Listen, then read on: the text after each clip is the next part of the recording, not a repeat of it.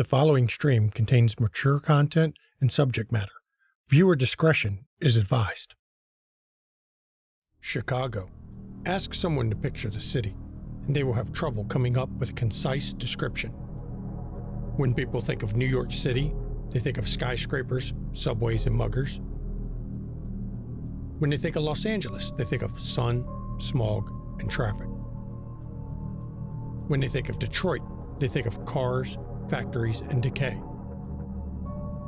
But for those of us that know, there's only one thing we think of when someone mentions Chicago: vampires. And tonight, we tell their story.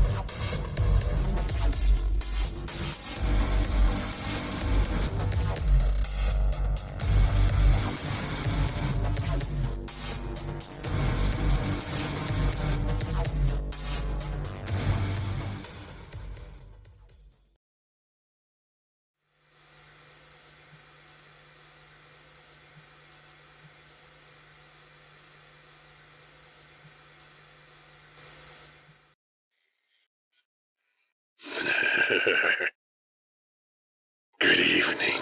I see you've come to speak with me again this week. Well, I'm sorry I wasn't able to be found. I was rather busy. Seems I might have overextended myself a bit recently. No matter. While I've been away, it seems this coterie is down 2 members. I wonder why. One to see the J-Demon, one to head off to D.C. Doesn't matter. Fate is the same for us all in the end, isn't it? But I did hear they're looking to find some more. And the big news for the kindred this week, they seem to have awoken something they shouldn't have. Wow. To see him walking the earth again. Well, Chicago should get interesting. Well, if it doesn't get destroyed. He always was one who livens up a party.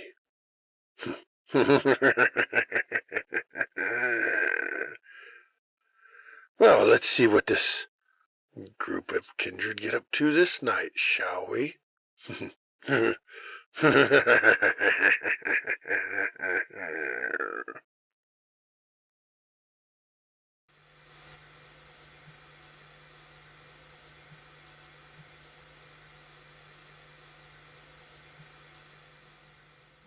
Good evening, everyone, and welcome to McStabber Studios' Windy City After Dark.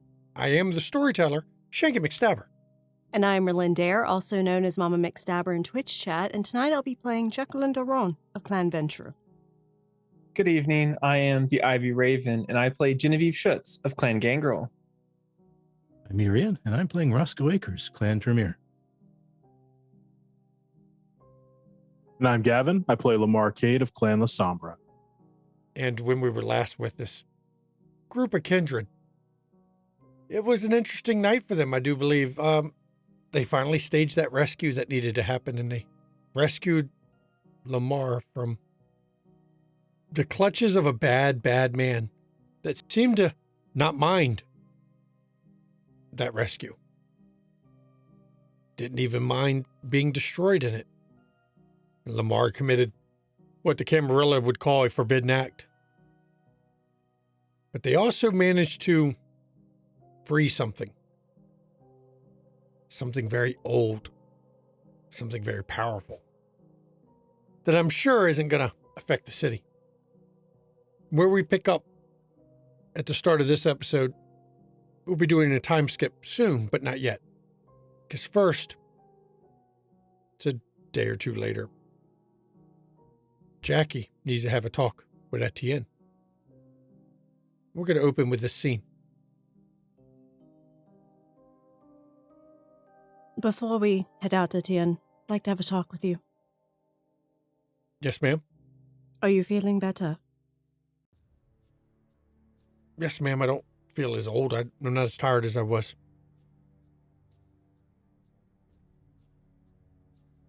I know what happened to me there. It was suppressing my blood.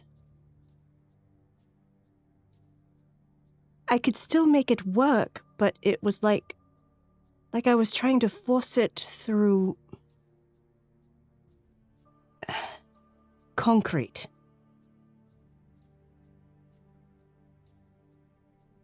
What did it do to you? Like I said, ma'am, it made me feel very old, much older than I should, honestly. But talk about like pushing through concrete.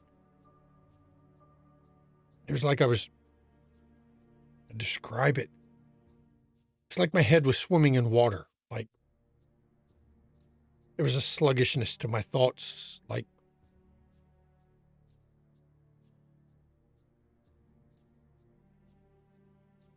I mean, old is the way to describe it, but it was like there was something off in my head.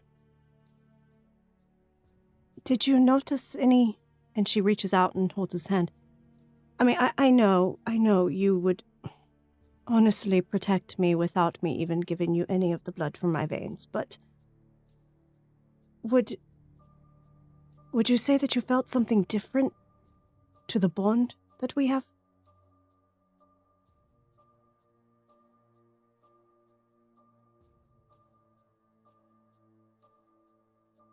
It was off. It's hard to put into words. I mean, I'm always loyal. I know. But it was also that little urging that's in the back, that little encouragement was not there. It's, how do I put it into words? It's something that can't quite be put into words, but it wasn't right. It wasn't working the way it normally does. Oh, Etienne. And I think back on that night, and I realized that I said something I shouldn't have, ma'am.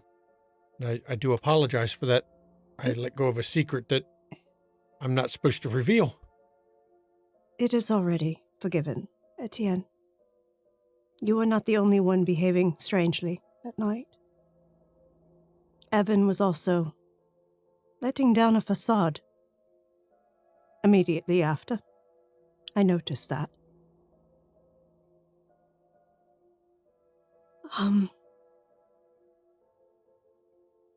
If they question anything about it, I will have some answer for them. But hopefully they are not that knowledgeable of that name. I do apologize, ma'am. That was not my intention. I know. But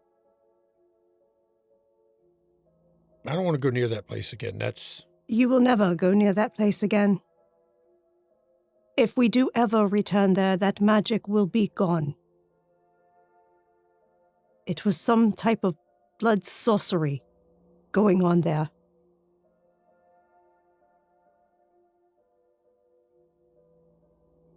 Yes, ma'am. But I am so sorry, truly. And she grips his hand. I would have never brought you if I'd known. Every night, ma'am, is dangerous for us. It always is. But that just didn't feel right to me. I know you've told me don't worry about what we did wasn't the problem. And now that thinking back, I think you're right. What we did wasn't the problem. It's whatever that was, whatever that... I've never felt anything that can suppress the gifts given to me. I think that old one was using it to hide. It makes sense, but I don't know all the details of... I don't either. What your kind can do even, but yes, it's... I learn something new every night. I'd rather us not learn that, ma'am. I know. Understand, Etienne. It is not for the service you provide me. It is not for even the assistance you do even voluntarily for me. We have been companions. More so than a servant and a boss.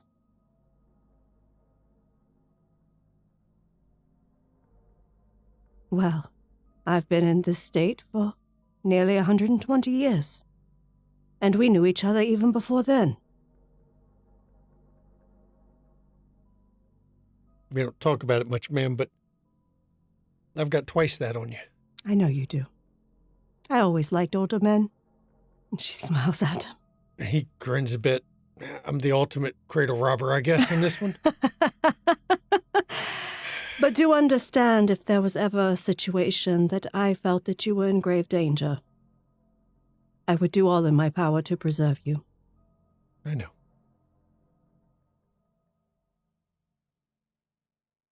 Not sure I could forgive you for some of those things you might have to do, but... I would rather you hate me than lose you. I know.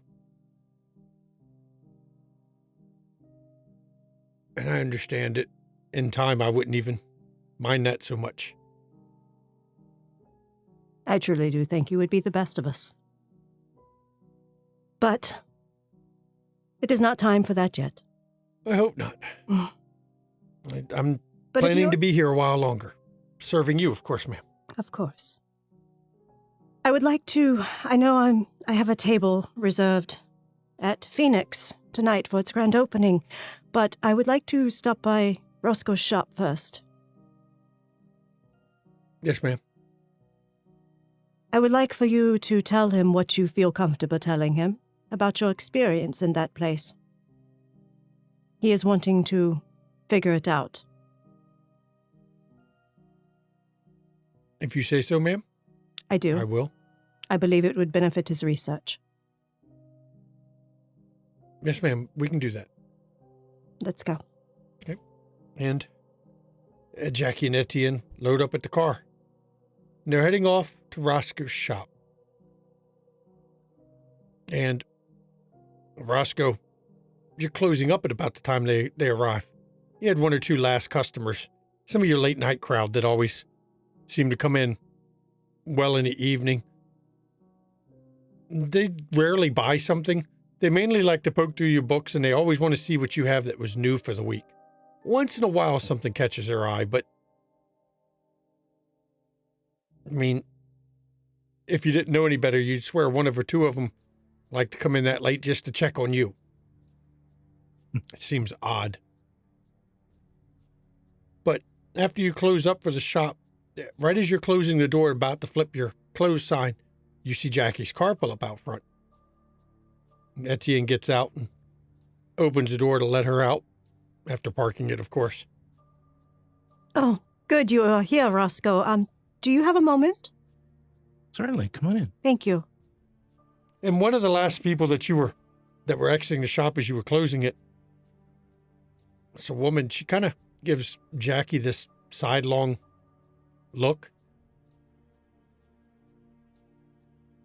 Just seems to be aggressively eyeing Jackie as she's going up to the door. Hey, do I know her? She's one of your regulars. Samantha's her name. Jackie actually did rouse blush of life before she got out of the car. It wouldn't matter with the lighting here. She still does because she knows she's going to be around people this evening.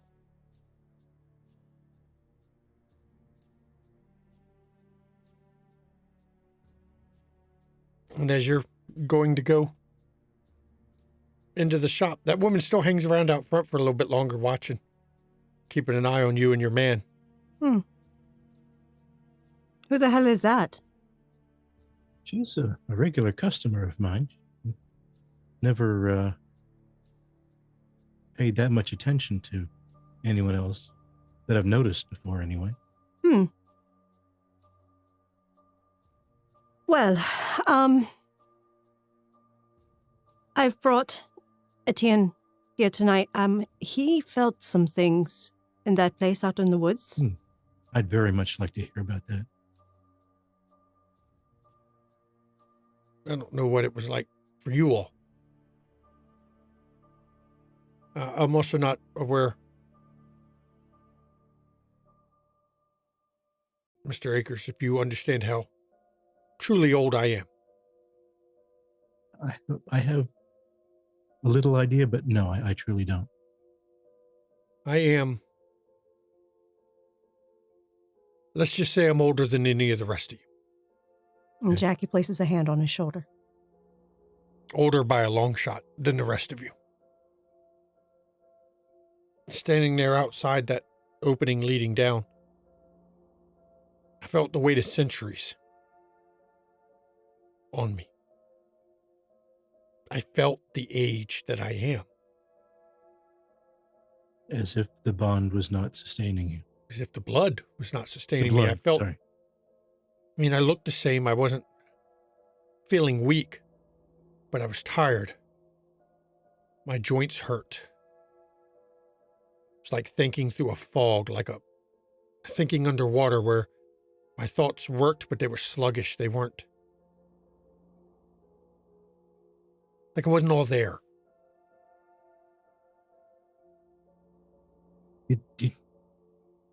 Did you notice any difference as you got closer, moved further away from the house? I mean, it eased a bit after we had left, but not fully. Took a day or two before I felt. Well, no, answer. Let me ask you this: did it seem to start taking a full effect when Jackie entered the house? It was when we stepped in the building. Is when I felt it first. Okay. And the closer we were to that hole, the stronger it was. And it mentioned about a bond. I'm sure you're aware I am extremely loyal to Mr. Rond. Yes, without doubt. Not just because of the blood, but in general. But I could feel it was not the same. That urging you feel, you've probably never been a ghoul to understand. No, I haven't. That urging we feel, that pull towards the one who holds us, is always there. But it wasn't there quiet. It was not the urging on my shoulder to do what I should do, what they want me to do. It was as if it was asleep. Now, Jackie has explained to me what it felt like for her. Felt a lot the same to me, except it was much stronger.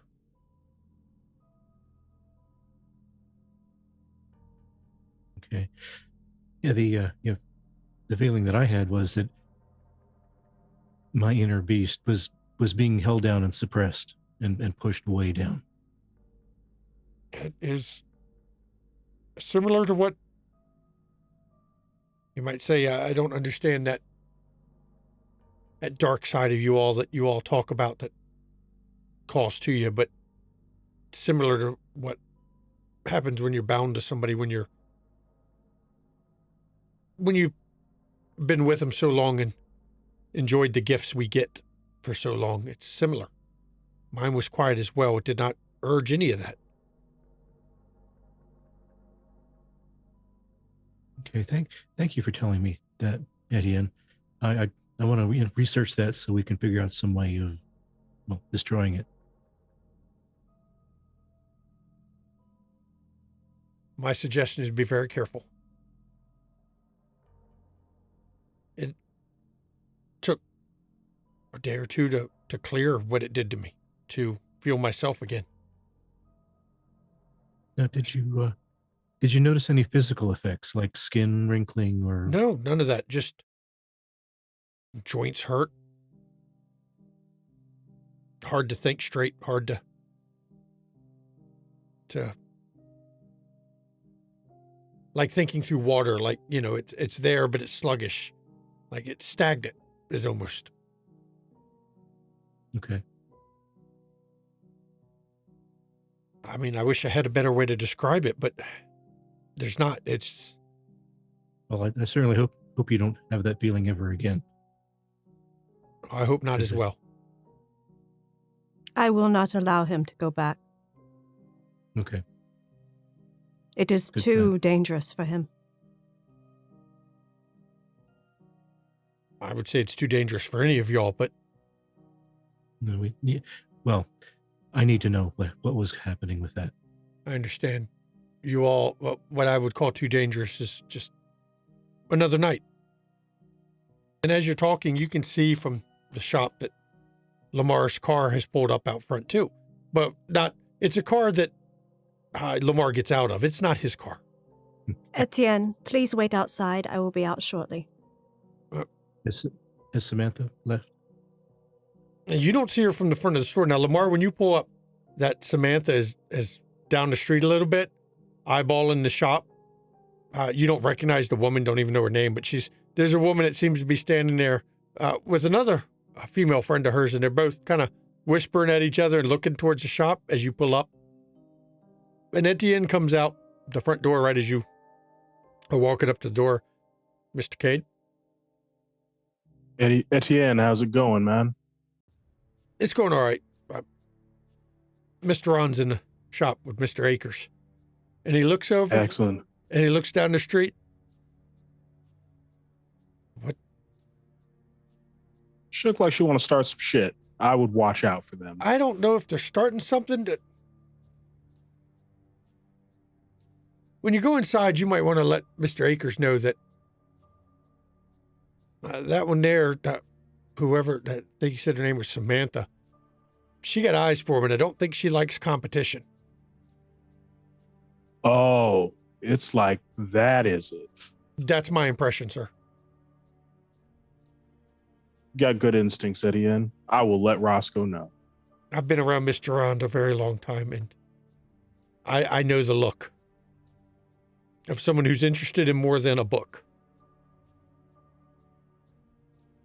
And he goes and he actually leans against the car. And Lamar will open the door and head inside. And before Lamar makes his way over to Jackie and Roscoe, Jackie looks at Roscoe and says, "He is over 2 centuries old."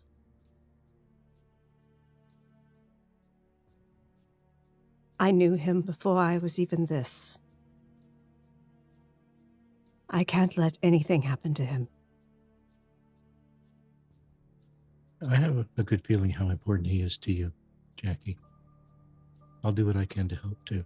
Thank you. Be safe with this that you're looking into. Please. As safe as I can be. Thank you. Oh, Lamar. Jackie, how's it going? It's going. It's going. I'm actually about to head out to Jenny's new restaurant. It's opening tonight. Well, I hope it goes well. Please enjoy yourself. Mm-hmm. Have you been okay? Been good. Actually, glad you're here. And he reaches into his jacket. So I went to visit the church where I first met our recently departed friend. And I took a look around. Of course, all of his buddies had scattered like the cockroaches they are. That's fine. But I found this among the effects there. Thought you might be interested. And he hands over the matchbook from Crook's Lounge. Interesting. It's from the one located in the south side, because there's three of them, I believe. There's 3 or 4 of them. Interesting. Thank you, Lamar. No problem. I thought maybe, if anybody could figure out a little something to do with that, it would be you. Absolutely. As a matter of fact, Crook has been noticeably absent on getting me information on who burned down our building in our domain. So I will have to pay him a visit. Send him my regards. Will do. With pleasure. Roscoe, by the way, in your old books, is there anything like old literature that you may have? I have lots of old literature. Specify a category. And she looks and... Take anything you like. She actually grabs a copy of the Canterbury Tales. Excellent choice. And one of my favorites. Are you sure? Can I pay you for it? No, it's yours. Thank you. That lady that was side-eyeing me, I figure if I at least seem as some elite customer that came in to purchase something, maybe she would stop looking at me that way. And she turns around and walks out with the book in her hand. Okay. Then you head out, and Etienne's waiting at the door when you come out. And actually, right before you get to the door to his shop, Etienne opens the door to let you out of the shop. Mm-hmm. And he takes you over to the vehicle and opens the door to let you hop in the vehicle. And as you come out, you see that this woman is still down the street a bit watching. And when you come out and get in the car, you see the 2 ladies start walking off down the street. As Etienne hops into the driver's seat. Ma'am, Phoenix? Yes, Phoenix. Yes, ma'am. The 2 of you drive off. Now we're going to flash right back to Roscoe and Lamar and let them have their discussion. Hey, Lamar. How's it going? Roscoe, doing all right. By the way, going off of what Jackie said, Etienne thinks that lady out there that's been creeping around the place. She's still out there? Well, she was when I got here, and she looked a little peeved. I don't know. I think there's something in the shop that she wants, and I think she wants you to give it to her at a very reasonable price. If you get where I'm going with this. I'm sorry, Jackie just left with it. All I'm doing is saying what I saw, but I don't think it was a book. What are you saying there, Lamar? Now what I am saying. So that book that I gave you, make any progress on it? I sent a snippet of it. I mean, not a literal snippet, but a small portion of the ciphertext off to one of my friends who's really good at doing deciphering these sort of things. I didn't want to give away too much, but I'm just see if they can decrypt this portion of it and then have them tell me how to do the rest of it. All right. I haven't heard back yet. When you do, please let me know. I will make my way down here as quickly as possible. Okay. But something else crossed my mind. That place you guys rescued me from, I want to go back and take another look at it. Okay. Yeah, I'd like to go back too. There's some things I need to look into. What's the nature? You want to be bound up back in the basement again like we found you, or? You know, this time I'd bring my own restraining devices, but Okay. just to keep it professional for, when we originally get there, I kind of want to know a little bit more about the place because I think Okay. it'll have some use to us. All right. But also, there's something about that place that seemed off. And being that you're the resident mystical hero around here, so to I don't speak, know if I'd go as far as to say hero, but I know a little bit about blood magic myself, but I've been wanting to increase that knowledge. okay. Back in the day, you couldn't do that without literally sawing off an arm and a leg and selling it to someone. But since we don't have to do that anymore, I figure maybe we could work out a little deal here where you give me some lessons on blood magic, and maybe I help you with some of the work that you're doing. So that, I know Jonathan, you and Jonathan had that work going before, but since Sounds like an interesting trade. But these days we get the arm and a leg from somebody else, not from ourselves. I like this plan. You tell me the arm and the leg you need, and I'll make it happen. Okay. Sounds like a deal to me. Right. Now, that woman, I mean, if she, she's not coming in here to shop, she could be the first donation to the cause, so to speak. I like the way you think, Lamar. She's been a regular customer for a real long time, but surprisingly, she doesn't buy that much. Oh, she's definitely looking for a deal on something else then. Okay. So how do you want to start with this? We want to look up like who the property belongs to, or just want to go cold turkey and head out there? I think we should. I want to go out there because I want to see if anyone else has decided to go back there. Okay. Some people that were attached to Nathaniel that I'm looking for haven't been seen lately. So if they're there, I'd like to go and pay them a visit. And if they're not, I want to make sure that they don't see that place as somewhere to hide. Good idea. Okay. The two of you are heading out. You taking Roscoe's vehicle, or are you taking your loaner vehicle there, Lamar, since your vehicle is currently in the shop getting a pretty big overhaul after getting, lake water out of it? We can take the loaner just because no one would really know that vehicle as opposed to his or mine if they're watching us. Good idea. Especially considering the loaner is an older model that doesn't have the modern computers in it. Because that's a request that you always ask for because of your own personal issues. So while you're heading out there, we'll come back to you. We're flashing over to Jenny over at Phoenix. You get a phone call, Jenny, from a number you recognize. Genevieve is going to make sure she's in the back office, and she's going to close the door and lock it before she answers. Hello, this is Genevieve. Genevieve, my girl. Congratulations on opening night. Oh, thank you. Thank you. It is thank you for the congratulations, and also for reaching out. I meant to call you, but it's just been crazy the last couple of days. So yes, I spoke with Evan.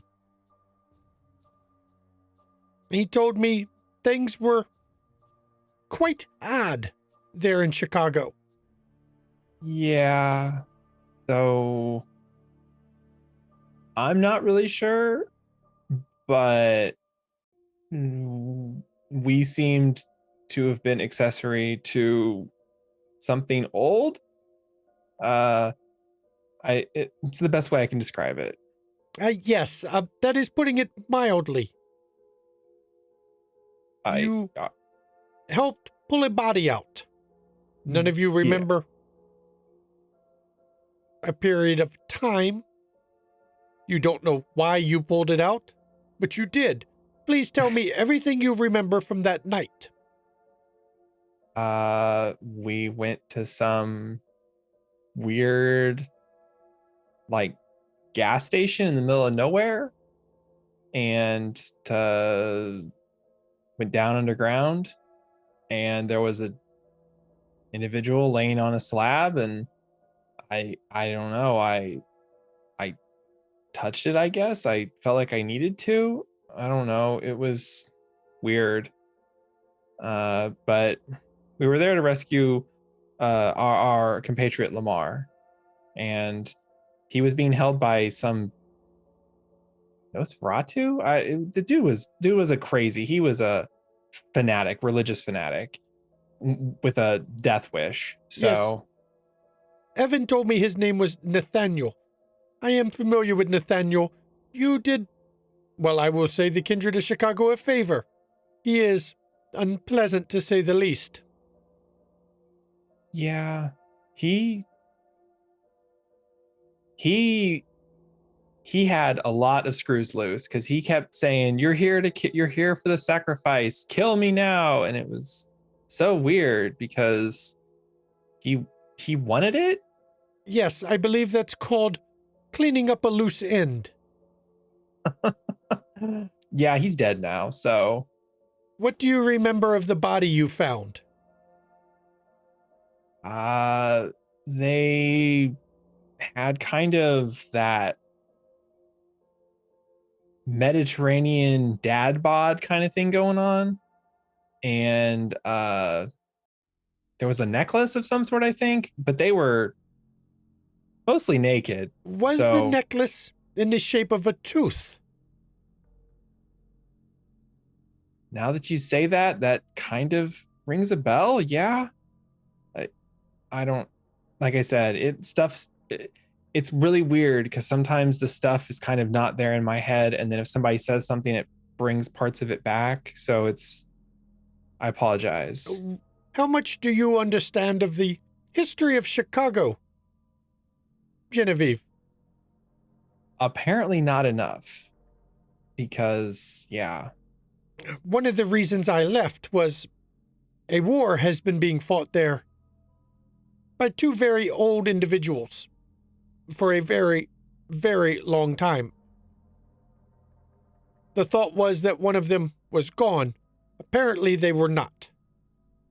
That tooth matches the one that Loden wore for so long.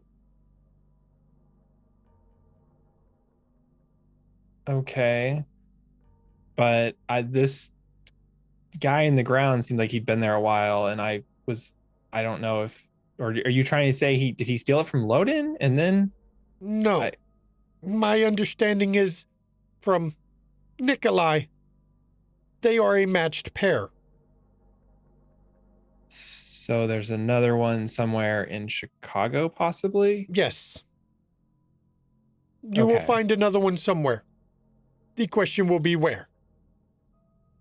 I'll have to keep an eye out for that then. Please do, because where you find it, you will find who that one is working through. My understanding, from what Nikolai told me before his demise, is that it lets one of them know where the other is at all times. It also provides let's just say a way to control the one who wears it. Wow, that's a really nifty trick. I mean, not for the other person wearing the pair necklace, but yes. It seems the one who was fighting before is not as gone as we thought. Who were they fighting? Well, I'm not going to go into a great detail. I would rather you figure that out yourself. But I will tell you, take a history lesson. Read up on Troy. Read up on the fall of Carthage and those who were involved. And certainly, read up, if you can, on Critus, the primogen of the Bruja. All right. And I'll see what I can find to read, so. This is a test of sorts for you, I guess you could call it. Let's see if my faith in your abilities is well placed. You know, hopefully I don't let you down, because I would hate for you to be disappointed in me. I'm sure you Especially- won't. Oh. I'm sorry. Was there anything else you needed from me? I'm sorry that I'm spacing. It's You have a busy night at your opening evening. yeah, it's all the spinning plates and they're all on fire. I get word that there may be a shakeup coming. Shake up. Okay. Yes, I have heard a rumor that Prince Jackson may have managed to solve the lupine problem. Well, that's good. I mean, I'm assuming he solved it and Rose is going to be pissed, but Yes. it's a net win for us. Yes, it is. Keep an eye and let me know if you find anything or hear anything about that. Okay. I can do that. Some of my sources are being cagey, Genevieve. Well, I mean, do I need to pay any of them a visit? No, these are not the type that would listen to you. I figured I'd offer since I'm in the area. Save you the plane trips, so. Oh, I will not go back there right now. Let's don't just blame say I have no desire to be a piece on that particular board. I am quite happy with my city I have now, at least for the foreseeable future. Fair enough. That's fair enough.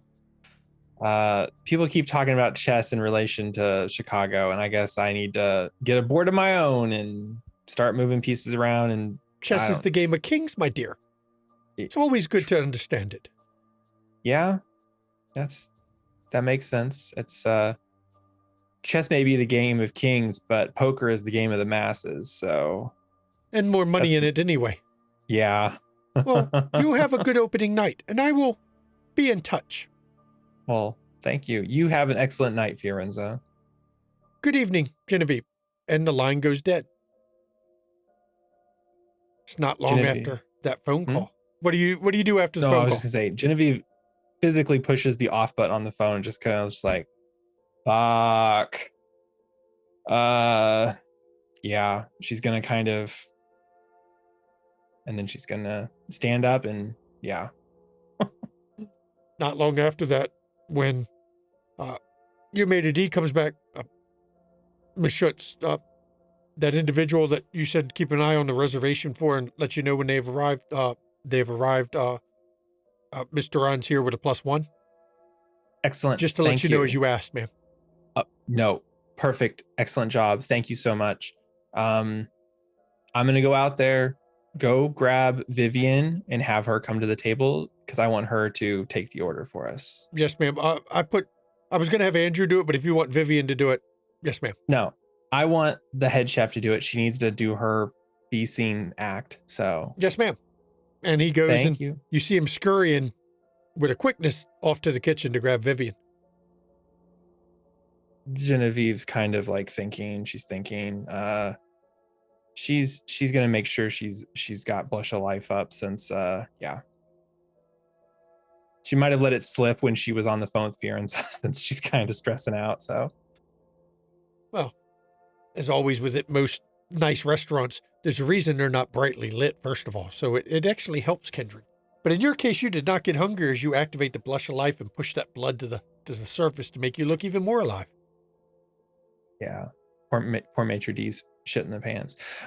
She's going to kind of her long coat and she's going to head out to look around to go to the table where Jacqueline should be seated. And you actually have her, it's not in the chef's table in the kitchen, but it's one of the best seats in the house. It's got a very nice view of the decor. It's got a nice view of the whole restaurant.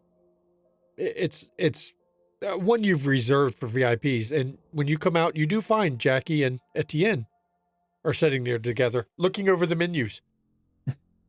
And we each have a glass of red wine already. Good evening, Mr. Rond and Etienne. Oh, Jenny, it is so wonderful to see you. I'm so pleased with how well your opening night is going. Well, when you're good to a community, the community often comes out to be good to you. So Absolutely. That is an important principle of business. it helps when you hire a lot of your staff is local, because then they tell their friends and family, like, hey, come by and see my new swanky job. But So, looking at this menu, what do you recommend? there's a lot of your normal stuff on here right now because of the season. I would say go with the rack of lamb. There's some root vegetables and there's a red wine sauce. It's really traditional, but sometimes the fancy seasonal traditional thing puts butts in the seats. So Absolutely. It sounds delicious. What do you think, Etienne?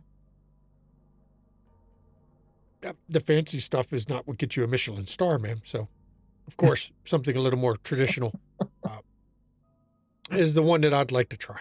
Absolutely. And as you're talking, you actually see a woman heading over in a chef's uniform. Genevieve is going to sit down at the table. Etienne, I didn't realize you were a connoisseur of fine dining. Ma'am, I've been through a lot of time, a lot of restaurants, and while I haven't tried to run one myself, He has an amazing palate. we have been to our share of Michelin star restaurants, ma'am. We have.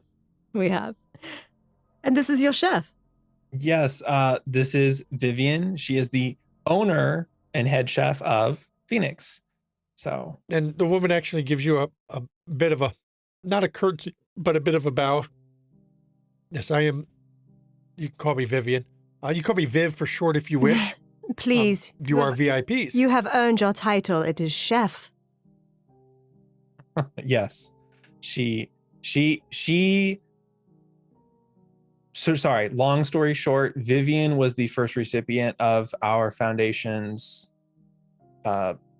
grant, as it were, to find talent in an area and give them the means necessary to fulfill their dream. So, Well, congratulations. Thank you. I'm glad that Miss Schutz had the faith in my ability, and I'm hoping that I continue to repay her. well, she's 3 restaurants in, so she's doing real good already. So That's wonderful. Wonderful news. It's not the same as the Vegas restaurant, of course, but I think we can make this one, let's just say, just as famous for Chicago. It's about time this town had some high-class restaurants to put us on the map for food making. Absolutely. Miss Schutz here did recommend the lamb this evening. I actually will agree with that. It is, if you don't mind me being so bold, it's what I think is going to put us on the map here. It is well done, plated simply, not overly fancy, of course, because that's not the way we do things. We're not one of these newer restaurants that goes with the new fad of, splash of this and that. That's not good dining.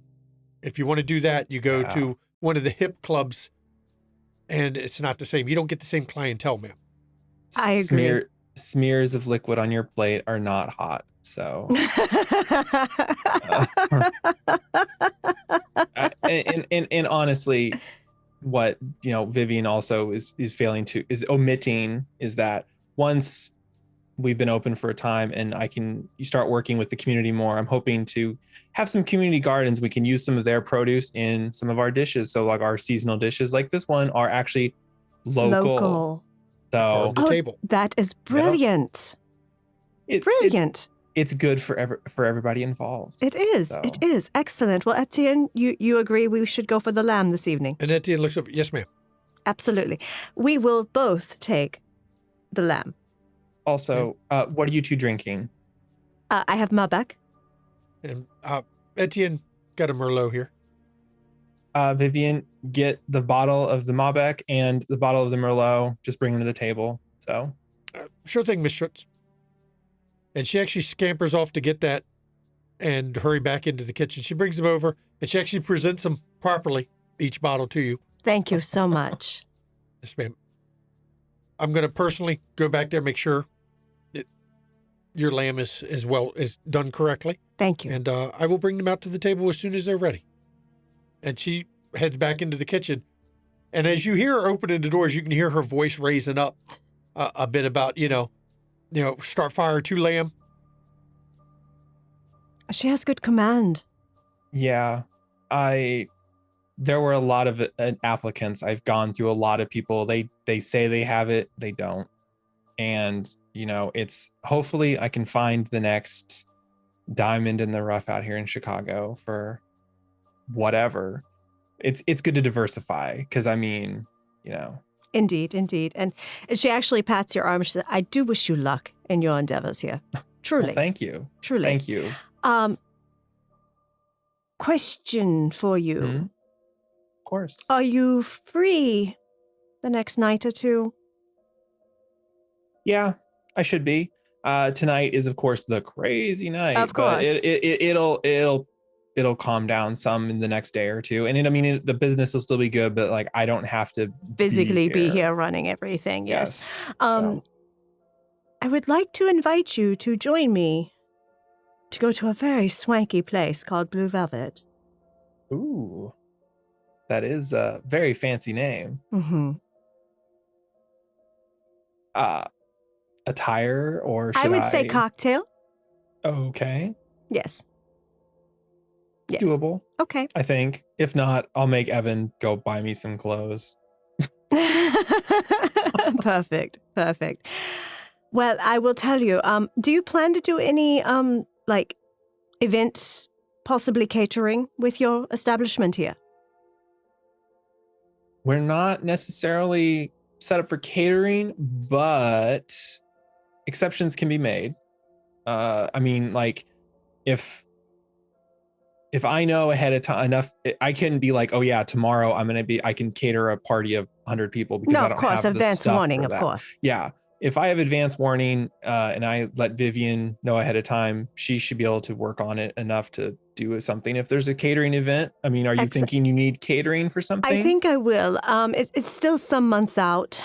I've realized as I start planning it that it's going to be a little bit larger than I initially thought. I'm planning to hold an event. I'm wanting to network with other cabaret, burlesque, entertainment type proprietors and see if we want to showcase some of our best talent in a festival of sorts, basically a grand event. That will be done for charity. Oh, that's excellent. Yes. Basically, there will be a entry charge for folks to come to the event, and it will be catered and the entertainment and such, and then basically the funds raised will go to various charities around the city. I like that. Mm-hmm. I figured we could tie in your restaurant, and if the catering is provided by Phoenix. Oh yes. No, Phoenix would be happy to cater such event. Like I was saying, it's when you're talking about this, I'm thinking, women supporting women. Exactly. If the charity, especially if the charity is for women, it's a win-win-win. Especially you get the easiest way to make crazy PR. Exactly. Points. Exactly. I actually have some plans to begin franchising my businesses, and having a grand event like that is amazing PR to get people interested in running those in other cities. Well, let me congratulate you now then, because I know you'll do it. You're a go-getter, I can tell. So excellent. Do you need to speak privately at all before our food arrives? Or would you like to wait until we go to Blue Velvet? I'm trying to think. I don't think it's anything too important that I couldn't hold off on till, let's pencil it in for 2 nights from now if that's doable. That's if it's perfect. That's perfect. And we will go. Yeah. See the Major D heading your way, or Genevieve. Mm-hmm. And he comes over and he just whispers in your ear, the critic has arrived, and also that the reporter you were asking about has also arrived. Amelia. Oh, Jackie, I you have- recognize who's come in the door, by the way. Does Amelia see Jackie? From where you're sitting, Oh, but it wouldn't be hard for you to signal. It's dim enough that it's hard to see the people eating from the door, but the people eating can see the door clearly. have Amelia come sit with me. She and I are friends. Oh, okay. She just tells Amelia, have the reporter come over here, Amelia. I will deal with the critic. So that way critic can get the whole normal experience of it's the owner and the chef, and they like that. Yes, Miss Schutz. Thank you. Now, so you know, Jenny, you do not know that Amelia's kindred. You haven't met her yet, but Jackie knows. Jackie, Genevieve you is see going Amelia to- and Tatiana being escorted over. Mm-hmm. Come, Etienne, come sit by me. Allow them to sit together on your side. And I was going to say, Genevieve is actually going to get up Mm-hmm. and make space. Thank you so much. Of course. For, the visit. And I'm going to stay long enough to say hello to Amelia. And then I'm going to go wine and dine Absolutely. our esteemed critic. Pretend as if I'm not even here. I will keep Amelia entertained so she writes you a good review. Thank you. And you see Amelia come over, and she's fashionably dressed, good-looking woman. The woman with her, though, seems to be about 30 years older than her. But the way they're holding hands as they're walking through the place, it's obvious that they are a couple. Mhm. But when Amelia actually sees Jackie sitting there, she gets a grin on her face. Should have known. And you can actually catch the end of this, Genevieve, as you're still in the area. You haven't wandered off yet. Oh, she was going to say hi. Yeah. Hello, Amelia. Sorry, Miss Durand asked that you sit with her, if that's it's okay. no problem at all. I know Miss Durand. Her and I have, we've run into each other a few times. Matter of fact, I did a piece on Club Confession Yes, you a few did. months ago. Well, hopefully Phoenix can meet up to your expectations. Oh, I'm sure it will, and I'll get a nice. Yeah, it'll be a little bit in the style section. That's I don't really do food blogging or food critic as much, but mine's more of a style thing. And I like to go to the new restaurants like this so that I can either help out or hinder. But if Miss Durand's here, I can definitely say it's already looking like a great review. And Tatiana actually smacks her lightly on the shoulder and goes, "You little bitch." And Amelia grins. Do come join us.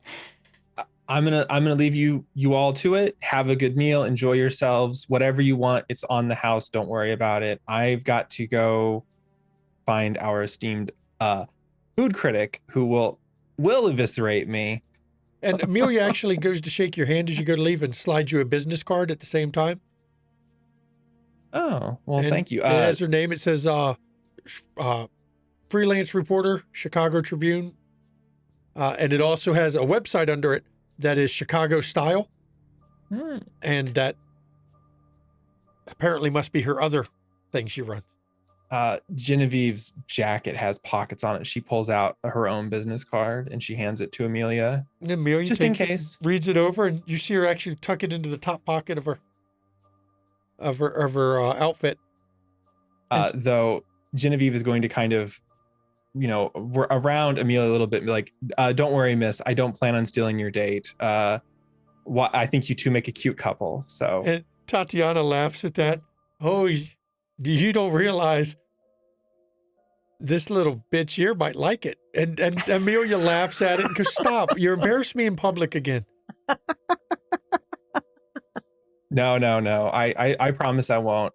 Seriously, it's been wonderful. Thank you so much for coming. If you need me, just grab one of the wait people. They can find me. Oh, of course. And Amelia looks down. "Jackie, right? I'm sure I'm allowed to call you Jackie. Of You've told course me that you are, before." Amelia. Please, you and Tatiana, sit down. And the two of them sit down, and we're actually going to flash right now. I'm sure Jackie and Amelia have a nice talk, not talking any real kindred business because, of course, it's public. No, it's public. But they have a nice little get-together because they haven't talked in a while. And we're flashing to Lamar and Roscoe riding in the car. As you're riding in the car, Lamar, your phone rings.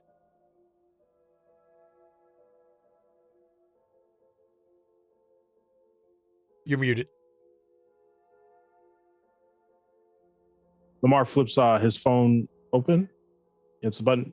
Cade. Hey, it's Stan. Just letting you know, I got somebody came into the pawn shop with a new batch of coins, and I know you like to add some of the rare coins to your collection. When you get a chance, you might want to swing by before other customers get hold of these, because I know you like the vintage and the rare to get coins. Oh, lovely. I've been looking to add some new stuff to the collection. Thank you, Stan. You know what? I'll come see you here in a little bit. Okay. I just wanted to reach out to you because I know you'd said keep an eye out if somebody brought in some new coins for your collections. Lovely. Thanks for thinking of me, Stan. I very much appreciate it. I'll let you do your thing. Just swing by. You know the hours. Got it. And Lamar hangs up. I will let you and Roscoe have a scene as you're riding over before we go to break. Carry a gun, Roscoe? I don't, but I should at some point. Things get a little dangerous around here. They do. Yeah. I'll see about setting you up with one. Awesome, man. I mean, I'd meant to ask Sam because, we have history on that shit, but he left kind of sudden, and I'm high and dry. Yeah, he sounded real excited to go see Helena. So yeah, oh yeah, they got history. You heard from him recently? No, I have not. I think he's keeping mighty low. Yeah, him playing it cool and subtle, not on my bingo card, but I get it. I hope he comes back soon. Yeah, you two seem to hit it off. You doing all right with him? I mean, it started off a little rough, but yeah, but I can see the kind of man he is. Good to have in a fight, and he's you speak well for him, so yeah, you definitely want to have him in your foxhole. So we get here. I guess let's just iron out how this goes real quick. We get in here. Anybody's here that shouldn't be here. We shoot first and ask questions later. Okay. Because I would rather be burying a body than figuring out how to take a steak or something out of one of our chests. So yeah, that's never a good time. And who the hell's going to see anything out here? Yeah, good point. The only other person who should know about this place is that guy that you said brought you here. But have you heard from him lately or anything? No, I haven't. Well, good. So, as you pull up to the same dirt road that you went down before, I think this is a perfect spot for us to go to break. Because, well, you have your thing, and I believe Jenny and Jackie now have a date to go see the Blue Velvet. Though it's not the same night, we still have time for cover both for sure. Everyone, please enjoy the break, and we will see you in 10 minutes.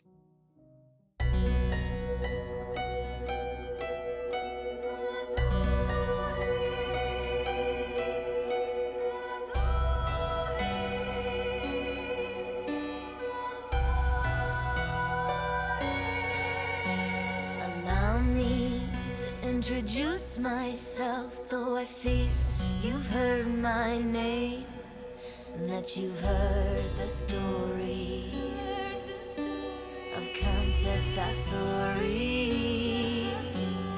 History is told by the victors, heroic warriors, and mad kings. Will you hear my story? From the lips of Bathory. They call me blood-sucking demon, queen of hell, sadistic killer, a monster tale, bathing in the blood of virgins.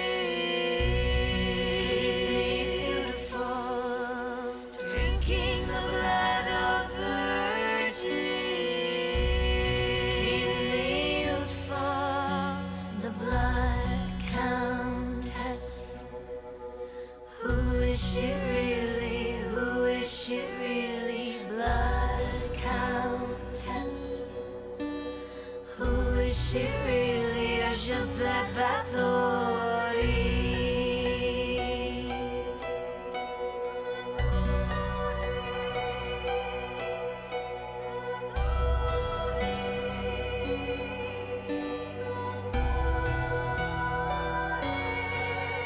I was very wealthy and powerful, a widow with political rivals keen to destroy me and take my property. My plea was never offered. All my confessors were all tortured, or how they destroyed me for my property. They put me up, shut me up, shut me up, put me up, put me up, shut me up, and told a story of a bitch called Bathory. Blood-sucking demon, queen of hell, sadistic killer, a monster tale, bathing in the blood of virgins.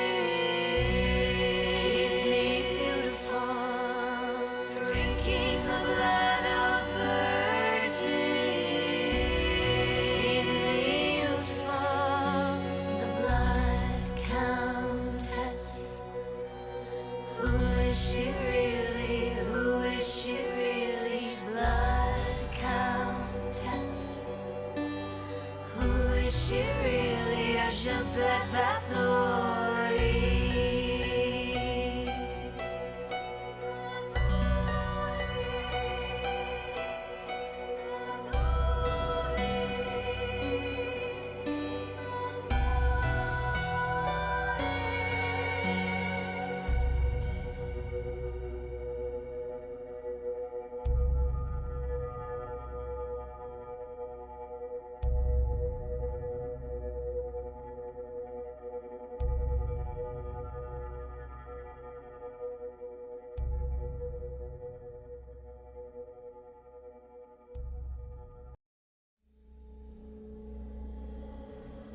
Splinters of my soul cut through your skin and burrow within, and burrow within. Splinters of my soul cut through your skin and burrow within, and burrow within. Splinters of my soul cut through your skin and burrow within, and burrow within.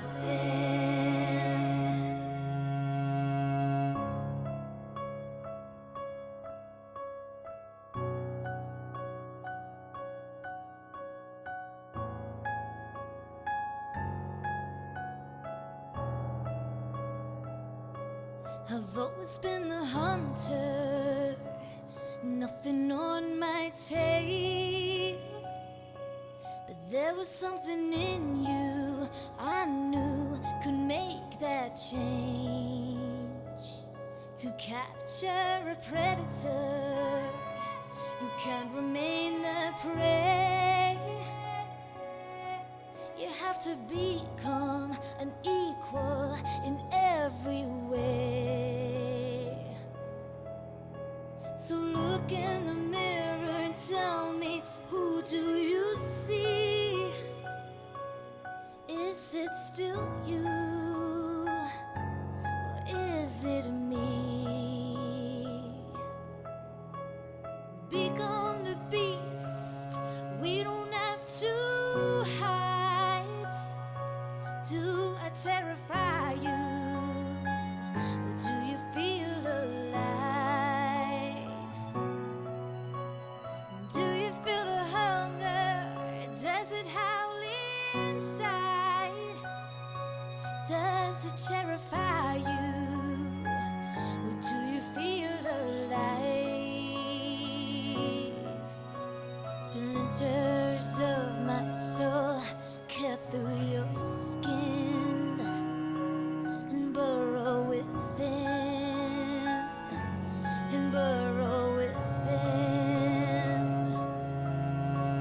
Splinters of my soul cut through your skin and burrow within, and burrow within. So embrace the darkness, and I will help you see that you can be limitless and fearless if you follow me. We are the lions in the world of lies. We are the predators, the hunters, the hunters, the hunters. Become the beast. We don't have to hide. Do I terrify you? Do you feel alive? Do you feel the hunger? Does it howl inside? Does it terrify you? Or do you feel alive?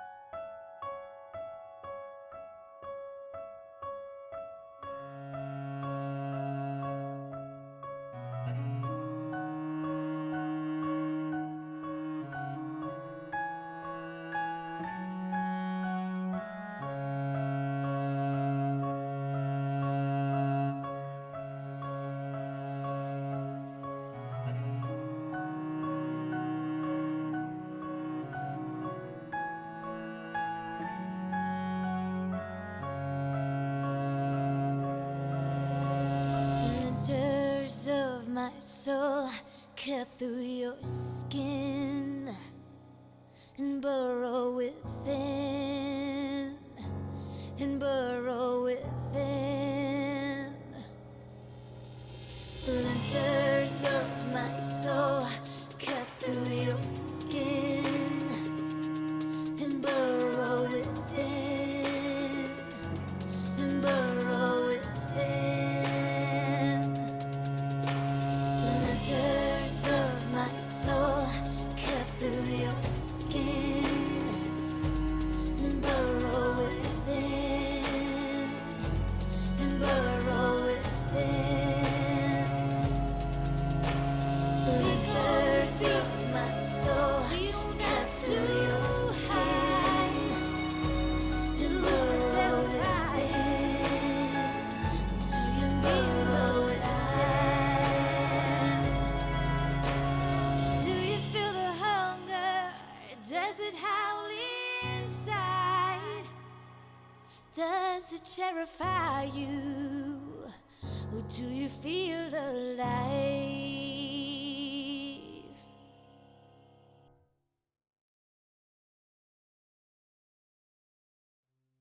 Welcome back.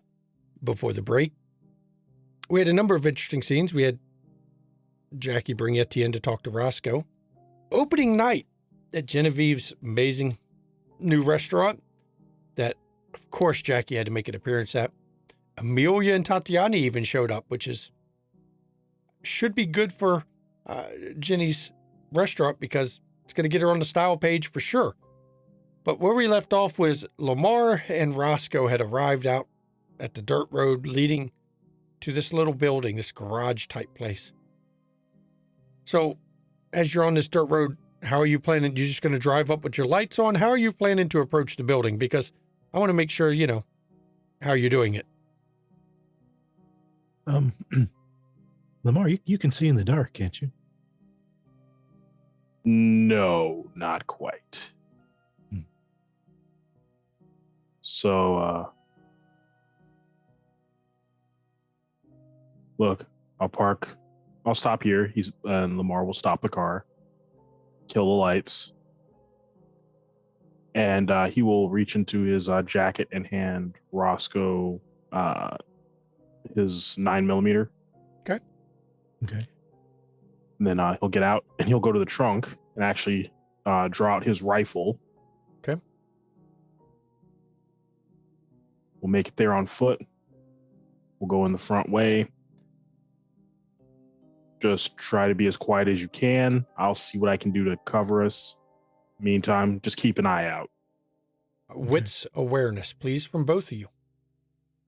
Because, of course, you're not getting in there without wits awareness.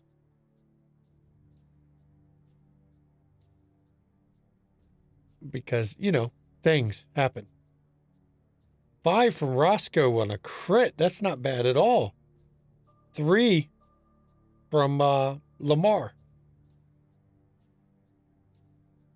Well, either one of you plan to willpower that? No. Okay. As you're approaching, Roscoe, you do notice as you get to inside of the building,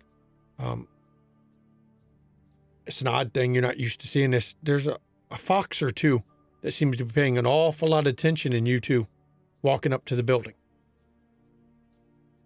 You even caught a bird flapping in the air, or it could have been a bat, but you're pretty sure it was a bird. It wasn't a raven, was it? Might have been.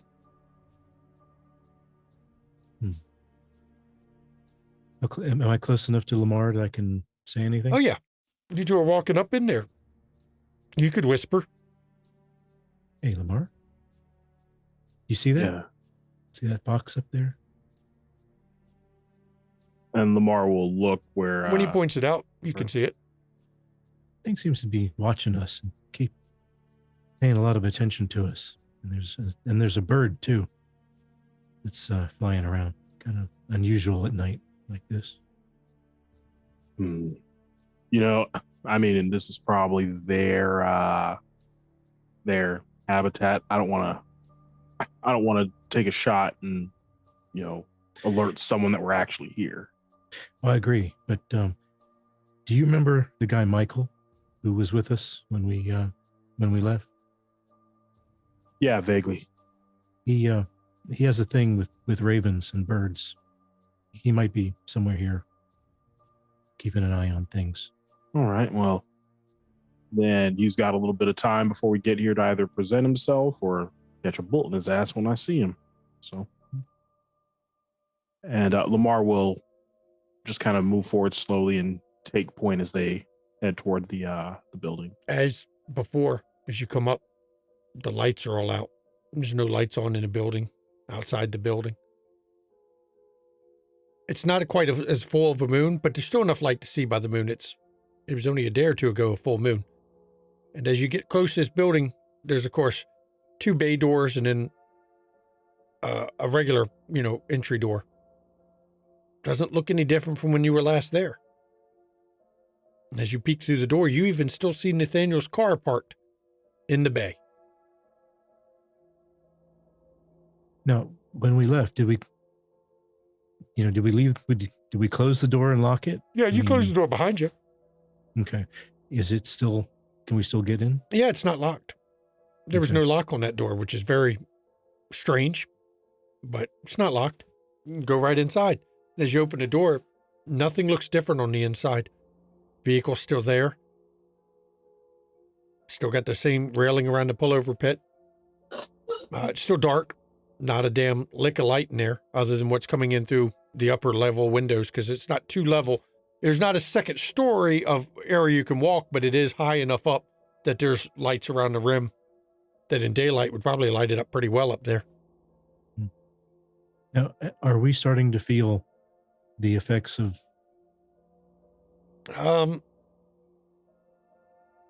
You feel something, but not as strongly. Beast doesn't feel quiet. You can't really, I mean, you're not hungry enough to really get a good sense of the beast, but you're not feeling that disquiet quite much, just a little bit.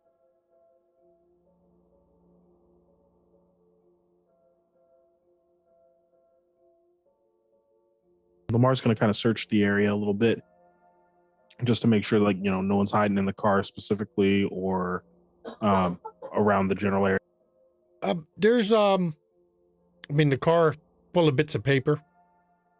Looking at them, it's sermons, bits and pieces of sermons, scraps of pamphlets advertising the church, those kind of things. A lot of religious paraphernalia all through this car. It's really ratty and trashed. Other than that, I mean, there's no mechanics tools for what looks like a small garage or a shop out in the middle of nowhere. There's nothing to indicate any kind of real work was done in it. Though there are no spider webs or any of the stuff, so somebody has kept it at least clean inside. But nothing else. Not a sound is heard when you're inside it either, other than your feet on the cement floor. Okay, well, Seems like it's... No, go ahead. No, I'll just say, seems like a good time to try out Sense of the Unseen. Okay, resolve all specs. Let's see how this goes. I mean, yeah. But as he's rolling, it's almost eerily quiet. 4 successes on 4 dice.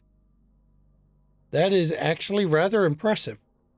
As you open up your eyes to the other side, to anything magical, there is still a residue. Okay. It's very dim at this point, but it's definitely showing, in your opinion, where it's basically magic that has seeped into the area around it from being very powerful magic that was going on for a long time. But it's weak, dim, as if it's fading. Okay.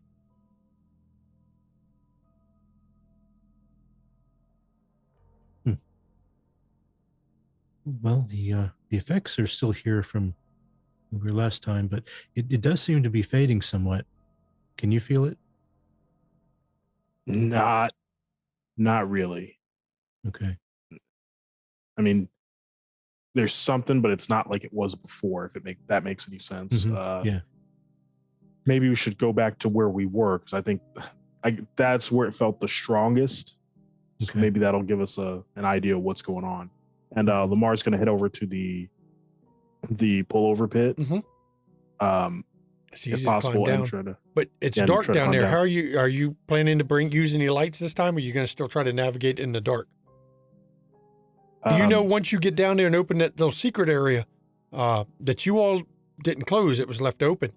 There should be some light down there coming off it because it had a light glow, but you could always use your lights on your phones. Right. Well, as Lamar's going down, I'll get my phone out.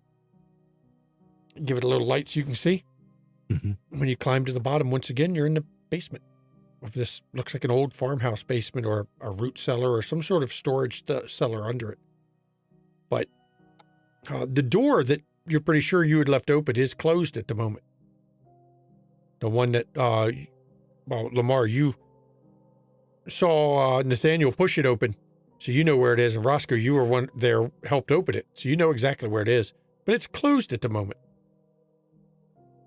Okay. Do we hear or see anything? Not a thing. Perfectly silent. A Okay. little bit of drip of water. But thin layer of dust down here, except for the path, of course, that leads. Now, since this time you have lights going, you can see this thin layer of dust, except for the path to and from that part of the wall you can push open. Okay, and there's no sign of the body. I mean, it's completely gone. Well, you haven't gone back to the back area. You're still in the basement. Oh, Now, okay. if you want to go Right. find the You're right. Nathaniel body, you'll have to push that door open and walk down that hallway, which you can do. Got to push that door open. Pushes open, and the grating of stone you can hear as it slides along the floor. And you're got that dim glow hallway in front of you. Of course, with your cell phone lights, it makes it a lot brighter than it was. And you can see in the distance where the beer has still shifted into the room. It's still open on the far side. And you can even, shining your light and with the blue glow, you can barely catch a hint of the cross still in there with a piece of chain hanging off it.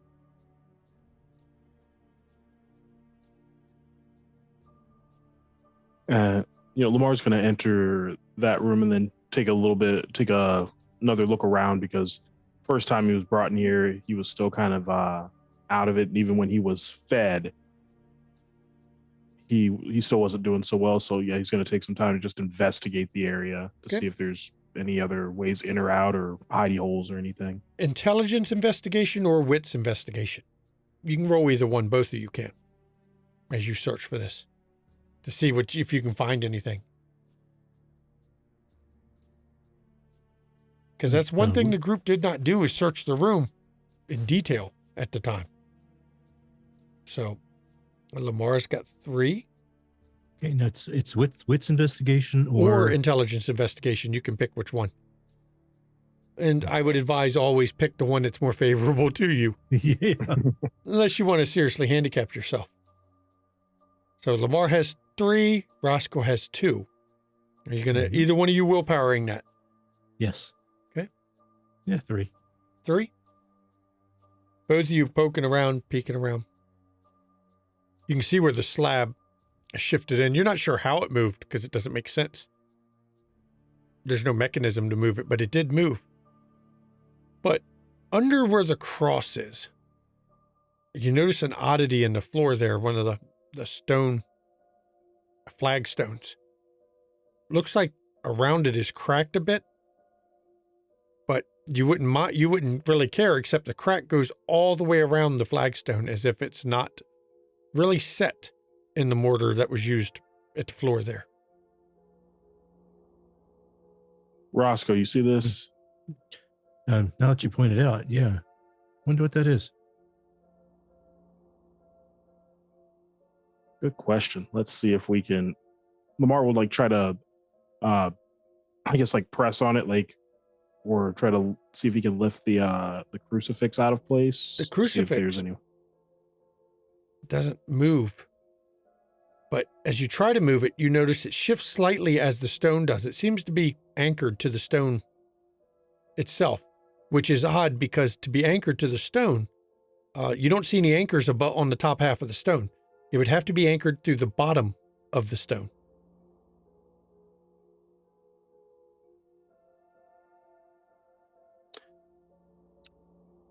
So looking at that a little bit more. Oh, go ahead. I was going to say, does it look like something that we could lift up? You might be able to knock the whole cross over and topple it over all at once. It takes some effort. You might even have to use the chains to really get a good tug at the top to get enough leverage. But using the cross as a lever, if you use the chains from the top, you might be able to pull the whole damn thing over.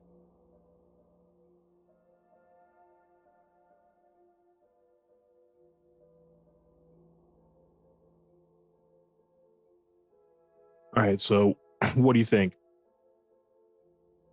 I'm going to sling the chain over it, and then let's pull and see if we can get it to... pull together, let's see if we can get it to pop out or move.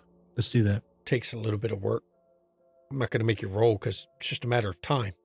You tug, and eventually you start to see the stone teeter up as you're tugging till you finally manage to pull the whole cross over, and it actually lifts the whole stone it's mounted to up as the cross crashes to the floor.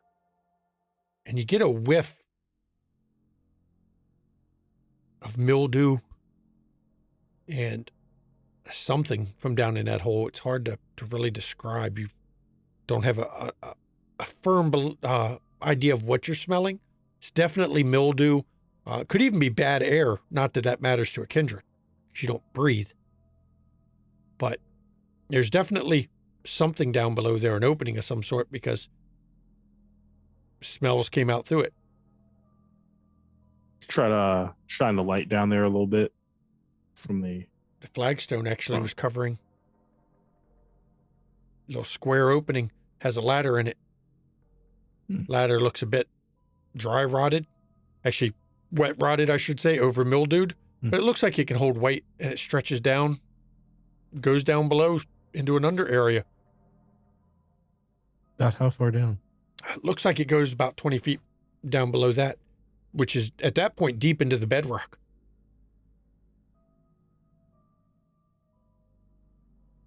What do you think, Lamar? You want to go down? Let's go. All right, let's go. And as you go down it, who's going first? Let's see who goes first. That's the question. Who wants to go first? Whoever goes first, give me death athletics. That's all. Lamar will go. Dex athletics, not death athletics. That's Not a totally those- different role. I was gonna say, I'm like, oh wow, the telegraph in there. That'd be an odd roll, but I've done that more than once. Said death athletics. I don't know why. I'm gonna surge. Okay, go ahead. Let's see what you get. Yeah. Let's see if you get hungrier, because that'll be fun, won't it? Okay. Now now you got to do a rouse check. Got a rouse check. Yep. To do your surge. Oh, and you get hungrier. There we go. Yeah. I'm gonna willpower that. Okay, go ahead and willpower that. And as you do it, a voice speaks in your head. And I will dash them one against the other. Fathers and sons together, declares the Lord. I will not pity or spare or have compassion that I should not destroy them. And the voice actually says Jeremiah 13:14. Do you take yourself as the Lord now? Slay without compassion. You are the monster. You are the beast the Bible talks about. Well, when you fuck around and find out, kind of get what you get. And 2 successes, 1 with a willpower. That's enough. It actually, you manage to go down. It's a little slippery, but it seems to hold. And it's very easy at that point for you to tell Roscoe to just take it easy. It's slippery from mold and mildew on it. When you two get to the bottom, you're in a room and there's bones all through the room. Hundreds and hundreds of bones.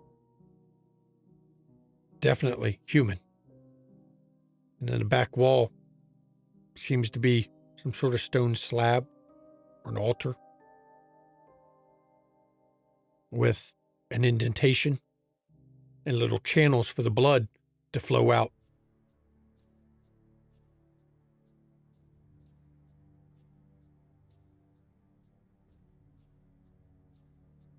Lamar's going to walk forward and investigate that a little more, like try to see if he's ever seen anything like it. Like, was the blood supposed to come from the person on the cross up top down to here, or? It doesn't appear so.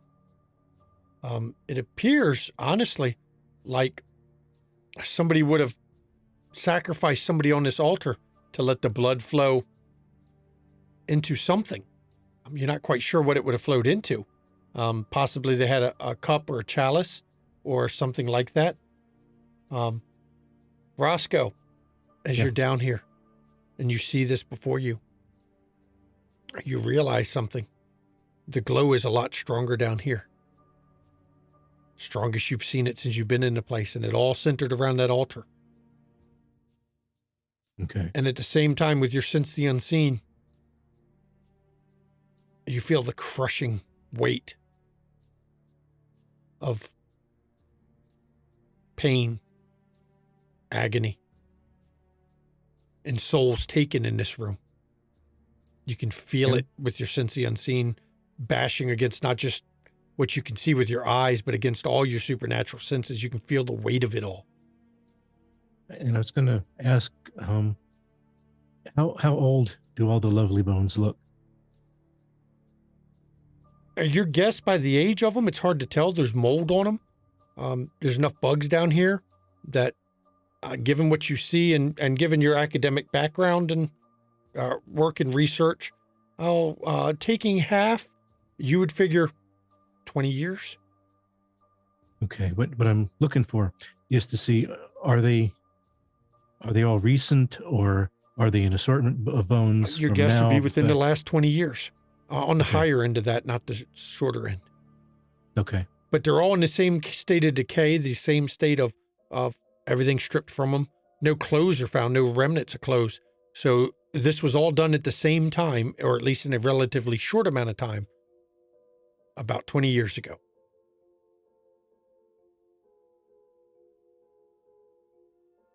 Okay. Trying to think back, what would have been happening here in the area about 20 years ago, around 2000? The fall of Loden. Hmm. That's close to the fall of Loden.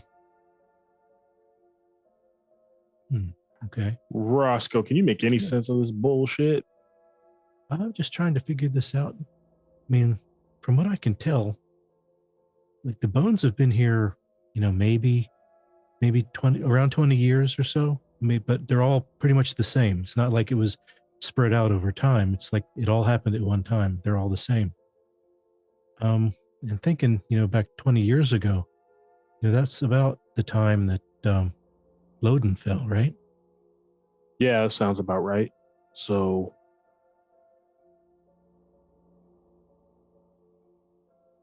I mean, you don't think maybe someone was up to some extra bullshit around here? Like you said that you said the bones are all it all happened around the same time, maybe with this. Right. Yeah. They're all like almost exactly alike. I mean, they're obviously from one particular time period. Intelligence occult, Roscoe. Lamar, if you wish to roll intelligence occult, you can. And yes, Roscoe, please use your specialty. Thank you. Now, Lamar has also a little bit of occult, not as much as Roscoe, of course, but of course he doesn't. Wow. 6 successes from Roscoe. Nice. Lamar 1. And it's a critical success, Roscoe. Nicely done. Critical success was 6. You've heard of blood magic that takes more blood than any one kindred. The mass letting of blood. It's very possible that what went on here, this slaughter, was to fuel the ritual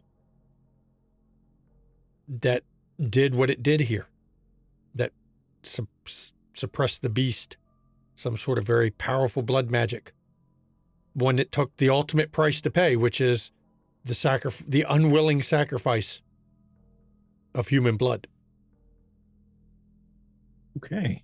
Well, with a look of revelation on his face, tells Lamar that, obviously, something just clicked. This looks like all the blood was used for the ritual that caused the dampening of the beast that we've all been feeling. It looks like it needed a lot of blood to pull off all at one time. So level with me, Roscoe. What kind of how versed in blood magic do you have to be to pull off something like this? Could you do it? Storyteller? Is that more powerful than any kindred you've ever met? Yeah, that's well beyond me, and actually a lot more than any of the others that I've met. It's pretty high level stuff. So whoever or whatever was here did fueled this up for whatever they did, and now we just let them. We just did something, and now we don't know who or what this person is or where they've gone. No, we don't. We don't even know what kind of person it was because we all barely remember. We remember what we did beforehand And and after. after, but not during. Well, I'm taking it that we're still, experiencing on life, that it wasn't that detrimental to us. But who knows what's going to happen in the future? Whoever it is knows what we look like, and Yeah. All right, so what do you think the play is? Do we talk to Jackie and Ginny about this and then decide to burn it down, or should we just torch this place and call it a wash? But it doesn't seem like it's been there's been any activity since we were gone. I'm not sure I want to torch it all just yet, in case I need to look at it again. Yeah. And the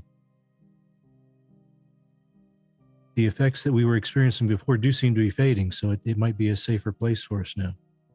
We want to keep using this for whatever might come up. Maybe we should look around and see if there are any books or anything around here that have anything to do with that ritual, or, maybe whoever left here didn't have time to clean everything out. Yeah, that's true. All right, so I'll try looking around. For just a second. And Lamar will help. Just a second, Roscoe. And you're using your supernatural viewing of the room through your sense of the unseen. For just a split second, you saw ghostly chains from the altar to various bones in the room,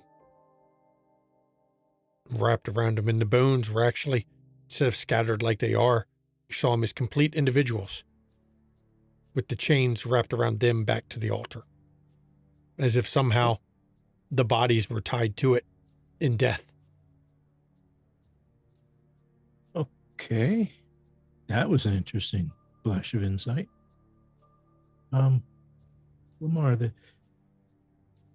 I just had like just a flash of insight on what was going on down here. It looks like at one point these bones were people, and they were all chained to the altar, like they were all tied back to it for some reason. This is before they all turned into skeletons. Lamar looks at he takes a look at the altar to see if there's if there's anything there that could be moved, or It can't be moved. It's a solid stone slab. It actually looks like it was carved directly out of the bedrock itself, like it was carved as this room was carved out. And looking closely as you're walking around and investigating, you were looking for a book. This room is all hand carved. It's not here via modern tools at all. Looks like it was chiseled out by hand, this whole room. And the altar was chiseled around the room itself. And when you say by hand, using a tool or literally by hand? It's bedrock. It'd have to be a tool. You couldn't do it by hand. It's not fingers. It's not like somebody with great strength clawed it out. Looks like, from your observations, literally chiseled a piece at a time, because it's chipped in a lot of places, like it was done with a primitive pointy chisel that you saw the miners at the 200 years ago use.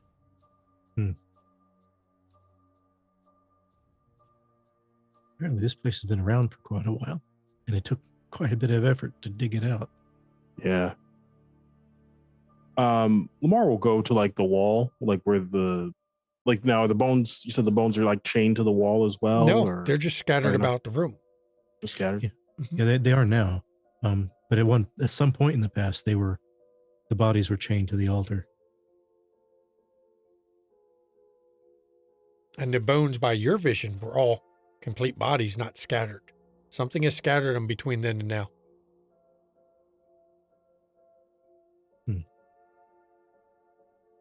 Do they look scattered by animals? No, there's no teeth marks. There's no marks of any kind of scavengers on these bones, just mold. Insects It's obvious insects were on them at some point, but insects don't eat the bones themselves. They just eat all the flesh off. But there's no, because of where it is, it may have water leaking in and the moisture and the bugs through various cracks. There's nowhere that, there's no dust or anything down here to show somebody has walked around in here. So you don't know if anyone has been down here or not.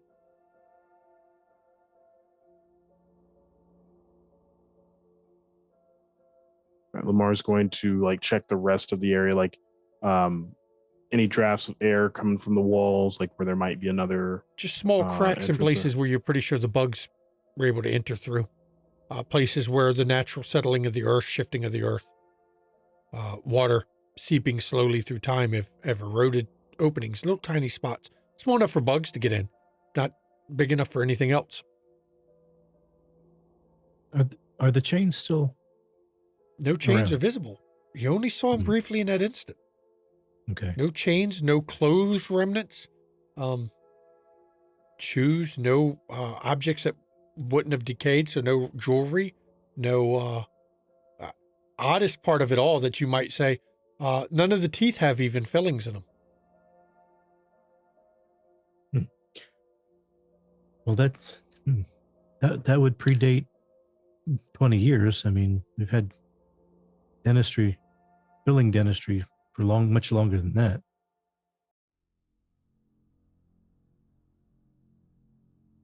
Yeah, I don't like the feeling down here. I think maybe we should go back up just to be on the safe side. Okay. You head back up, climb up. Nothing has changed other than the outer door is closed now. The one that you pushed open to get in here closed on its own somehow. Wait, didn't we leave that open? We left that open. I didn't hear it close. I mean, we definitely we heard it open when we opened it, but I didn't hear it close. Did you? No. All right.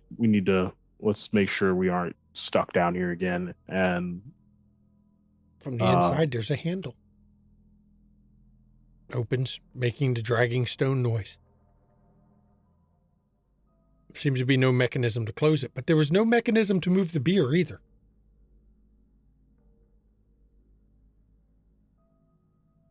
But you are starting to get uneasy after being in this place that long with what you found there. There's something off tonight compared to when it was last time. More off than it was. In a different way.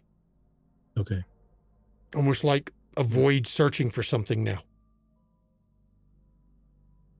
I think we should come back here with some people to help us get this place cleaned up a little bit and get some of those bones out of here, but keep it on the quiet tip so that we don't have some kind of murder investigation.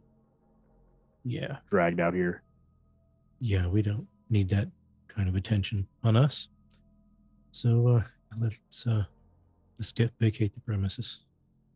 Let's go. We'll give Jackie and Genevieve the information, see what they think. Okay. And you all leave here. Now, you pass the info on, but you don't have a chance to meet with them to have a good in-depth discussion because it was a busy night for everyone involved. So we're actually going to flash now to, Ginny and Jackie. They've heard about what you found there, but you haven't had a chance to really sit and strategize yet because I think Roscoe's got some more research to do. That's a pretty powerful blood ritual. You may even want to look into the Tremere Chantry on that because that's some powerful shit. We flash actually to, I believe Jackie's picking Ginny up to head over to Blue Velvet. Yep, picking her up from Phoenix. Yep. And basically, Etienne's driving. It's a nice black Mercedes. Nice. Mm-hmm. When Genevieve gets in, she's gonna be like, "I dig the ride." Oh, thank you. Thank you. It's a style choice that you could have not done, but I approve of it. So. Good. You look lovely. Well, thank you. You too. Thank you. By the way, I want you to know, Jenny, you can actually call me Jackie. I notice you call me Mr. Rond or Jacqueline. You can call me Jackie. Oh. We have fought battles and shed blood together. Well, I appreciate that. Thank you. I had noticed that it seemed like some people didn't call you Jackie and some people did. And I know I'm the new kid on the block and I didn't want to step on any toes. So I wanted to show my due reverence or I appreciate it, but I do believe you and I will be grand friends. Well, I'm happy to hear that. So this place we are going, Blue Velvet, it is a place where elite kindred go and socialize. There are kind of course, welcome there too, but it's mostly a kindred establishment. There is refreshments on tap there for those individuals. okay, so it's one of these places. I've heard stories of these kinds of places, just never been myself. It's typically not my scene, but though I feel like in Chicago it's kind of necessary. Yes. It is run by a Malkavian. Oh, Her name is Bronwyn. I mean, I guess I shouldn't give her. I shouldn't doubt yet. I mean, takes all kinds. So Don't know a whole lot about her. She seems to be a bit of a recluse, but she runs this establishment. Various elites have been seen in and out of it. I've had it watched for some time. And due to my own maneuvering within the city, I received an invitation, and she shows it to Jenny. It's a very this nice is, invitation. definitely swanky. So Indeed. I appreciate being brought along. So Of course. I wanted to start making appearances there and figured that honestly, for my first appearance, you were the best choice to accompany me. what? Roscoe and Lamar not good choices for polite It society? is not Elysia, and Lamar recently did some things that might cause some issues. Yeah. And it is a Malkavian running the place. I get you. Yes. So, and I don't mind Roscoe, but honestly, you are a businesswoman. You will be soon getting the attention of some of the elite in this city because you are a businesswoman. And it is good to start showing your face a bit. Well, I like I said, I appreciate the opportunity. It is good to get my foot in the door. I've been face down or nose to the grindstone on other things, and I've been neglecting my duties to actually try and integrate better into the city. So Absolutely. And it takes time. I spent years building a foundation before I really started socializing. well, considering my taskmaster, I don't think I have yours. I'm sorry. Fiorenz is wonderful. I just sometimes, you know how it is. So Yes, absolutely. Absolutely. I mean, it takes all types. yeah, it does. It definitely does. So Sorry, this might be kind of rude, but do you know anything about Primogen Critus? Storyteller, what do I know about him? He's very, very, very fucking old. From what you understand with your time here. You know his general age. You know he was a philosopher in Greece. Back. Ancient Greece. Yes. And you know he runs the school and that kind of stuff. Critias is a ancient Greek philosopher. He actually teaches philosophy at the university. And he runs a school for problematic kindred who seem to have issues with the rules that we unlive by. Okay. There are, of the number of enrollees, the number of graduates greatly is shadowed by the number that never are seen again. Well, that sends a message. It does. He's also a sexist pig. Well, you said Greek philosopher, and I assumed he'd be kind of a jackass in his own right. So yes, that is what I know of him. I do not have occasion to really converse with him very often. Oh, that's totally understandable. He does have a tendency to like to wear his toga when he's in Primogen Council gatherings, though. Oh man, Chicago. You know what? I'm just gonna say it. Vegas is a whole different world, but fucking Chicago. Oh, darling, you should see Paris. What? Someday, but I'm just saying, like, what is up with Chicago? Everybody here does the absolute most for this fucking Midwest shithole. I'm sorry. Like, I know. I know. Oh, but yes, I mean, it is possible we may see some Primogen tonight. We may even see the Prince. The Prince is known to socialize here on occasion. Oh. So, but there will be others as well, probably. Who knows? Maybe even the big boy, Horatio Ballard, might show up. Are the rumors true? Is he really the size of a small bus? That's putting it kindly. Oh, okay. All right. I'll have to. He's exceptionally gluttonous. Oh, yeah. Yes. It's not a good look on anybody. No, it's not. Especially when you can't lose weight or gain weight. But oof.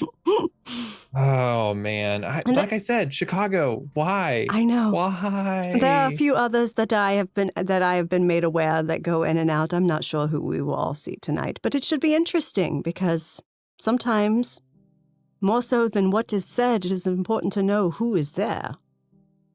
True. True.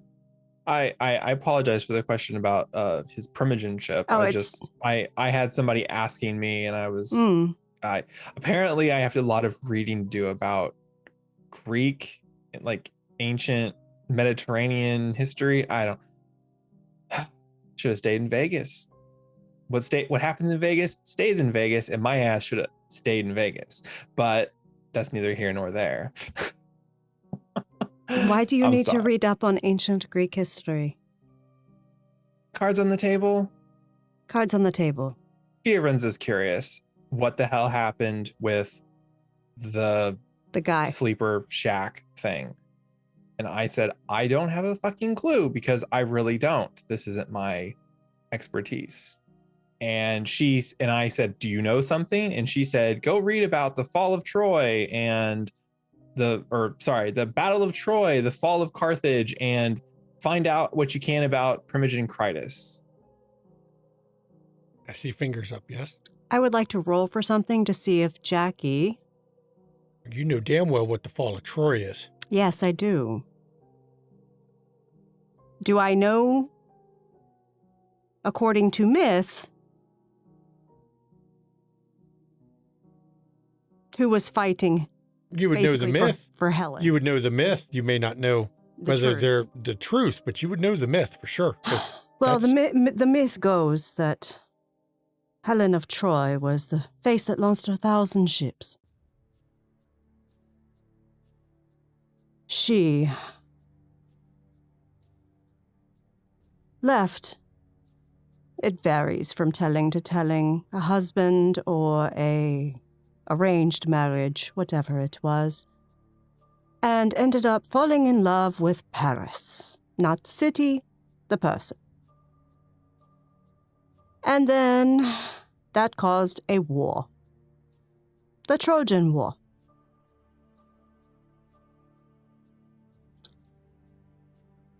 The thing is, Helen of Troy is real. And she's right here in this city. Fucking Chicago.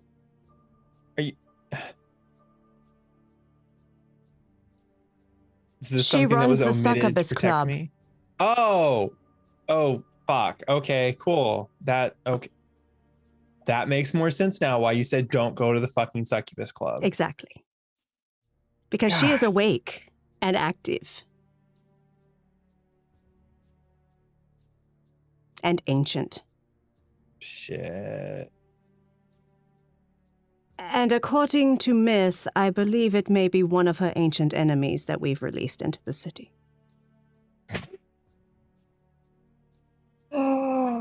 Oh, sweet. Cool. So Well- we shall see who and what happens. But we are here, so game faces. And Yep. actually, Etienne looks, ma'am, are you going to want me to come in or? No, you will stay with the car. Yes, ma'am. And he looks over.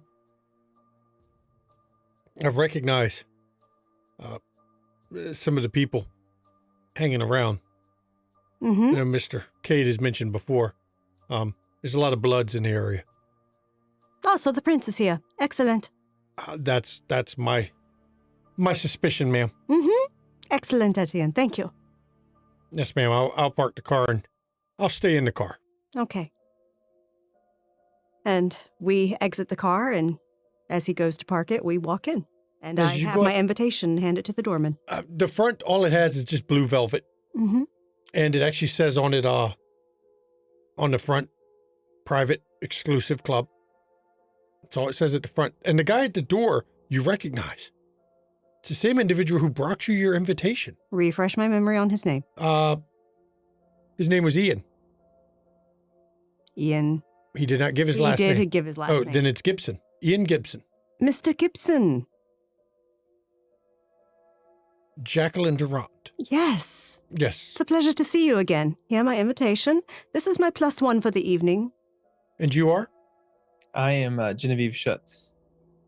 Very good. And I'm going to roll something for him real quick.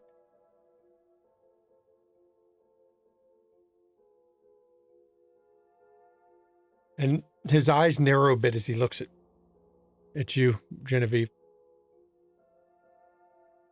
Others of your kind are always welcome.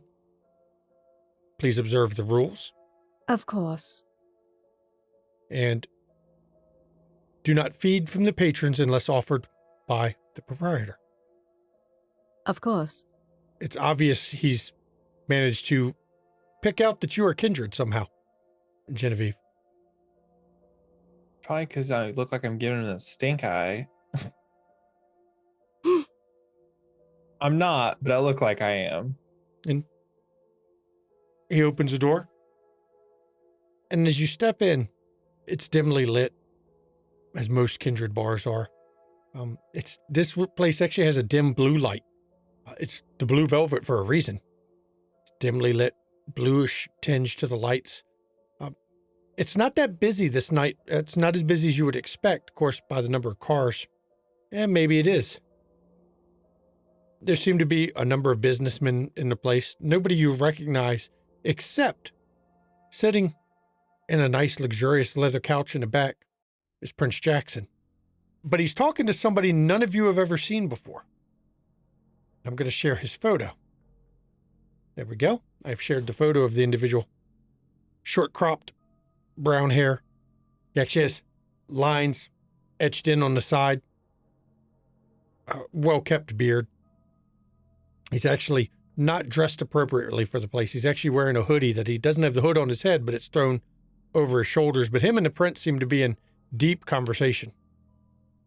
The only other individual that Jackie recognizes at the moment is Milena is in here tonight.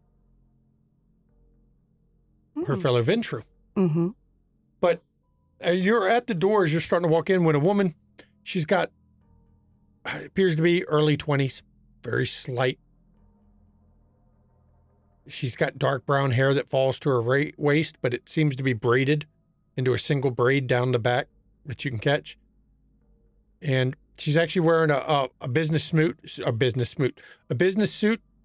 but with pants. She's got her pantsuit on. As she comes over and eyeballs the two of you. You would be Jacqueline Durant. And you would be the proprietress. Of course. Who's your friend? Genevieve's actually going to put her hand out. I'm Genevieve Schutz. And she looks at your hand a second and contemplates before hesitantly reaching out to shake it. You can call me Bronwyn. Oh, pleasure to meet you, Bronwyn. Welcome to my establishment. Thank you for the invitation. And as soon as she can, she pulls her hand back and she seems nervous. Mm-hmm. And Jackie just thanked her for the invitation. No. We try to have an elite clientele, and from what I've been told, you've, of course, reached that status a bit. Thank you. I'm I don't think it will be long before my companion this evening does as well. Well, we shall see, but she's always welcome as a guest. You are Of always course. allowed to bring a guest with you, provided they at least follow propriety and understand how to act, of course. Of course. Please, can I get you something? I've got my own personal vintage if you would like. I don't know what type you prefer, Mr. Rond, but I'm sure I can find you something. I appreciate the offer, but I promise I am perfectly fine right now. I make it an actual drink from the bar and enjoy my evening. And she gets this kind of look, a drink at the bar, droll. Hmm. Miss Schutz, would you like to sample one of my private vintage? You know, when in Rome, sure, why not? And she wanders off, and you see her cut eyes over to the bartender, and she gives a slight nod as she steps out of the room, leaving you all to find a place to sit. Now, of course, Jackson's already noticed you to come in, and he just does the barest hint of a nod towards Jackie She gives the barest hint back. to acknowledge, but then, of course, he goes right back to leaning in closer. Milena, though, starts making a beeline towards you. Oh, well, Jackie's actually going to the bar, and she requests a Sazerac. And Milena intercepts you right as you step from the bar. Oh, Jackie, darling. And she comes Jackie over. leans in and actually gives her a kiss on both cheeks. Milena, it's good to see you. I didn't expect to find you here. I didn't realize you'd made the guest list. I would have suggested we go, but you'll all right. find Bronwyn is a bit hesitant a lot of times when you bring people in that she doesn't know as much. I understand. And let's just say I'm here. My name's on the list for other reasons. She's not really happy with me half the time being here, but Well, that is, my bloodline speaks to allow me in. of course it does, but you know what? She just doesn't understand how pleasant you are to be in the company of. And I say, let me introduce you to another friend of mine, Genevieve. This is Milena Arroyan. Nice to meet you. Genevieve evening. Schutz. And so you know the woman you're seeing, let me make sure I share the picture so you can remember who she is. Because, we got to share the pictures out. That's the beauty of all this. Let me open it up. There we go. We will share it. And she's definitely, you would put her, it's hard to tell, Eastern European, North African. Her skin is not either one. It's very odd in this light. It's actually, the blue light is doing odd things to your eyes in here, almost deliberately. But she does have, long curly hair. She's wearing something also not appropriate to the place. She's got just a t-shirt on, and it appears to be a pair of work pants of some kind. You've seen these kind of pants, lots of pockets, construction sites normally. So, Genevieve, this Milena is actually involved in certain aspects of society's works. And then, of course, Genevieve here does hospitality and restaurateurs. You were building that place in Southside, Phoenix. Yep, that was me. Yeah, the electricians were with some of my people, as were the plumbers, just so you know. Mhm. If you need anything, Construction wise, you can always come to me. Let's just say I've got a lot of work with that. And if you're looking for, run into any problems with waste management, I would suggest you talk to me about it because I'm very good at smoothing that over because a friend of Jackie's, of course, is always a friend of mine. Excellent. Genevieve sticks her hand in her pocket and pulls out a business card, and she kind of just, here you go. I figure it's probably important you have my number so that way, And- you'd like to reach out to me because I have some potential business I could be using your cruise for in the future. I'm glad. And she actually pulls out her own business card. It just says, Melania Araya, I can't pronounce her last name. Aronian. Aronian, general contractor is all it says on it. I've got connections all over. It's my thing, how I make day to day. It is very smart to be in that business. Yeah, there is money in construction, so and deconstruction. As much as some people like to look down on the blue collar workers of the city wouldn't function without us. That's for sure. And you actually see Bronwyn hurrying back over with a glass of a dark, thick red liquid.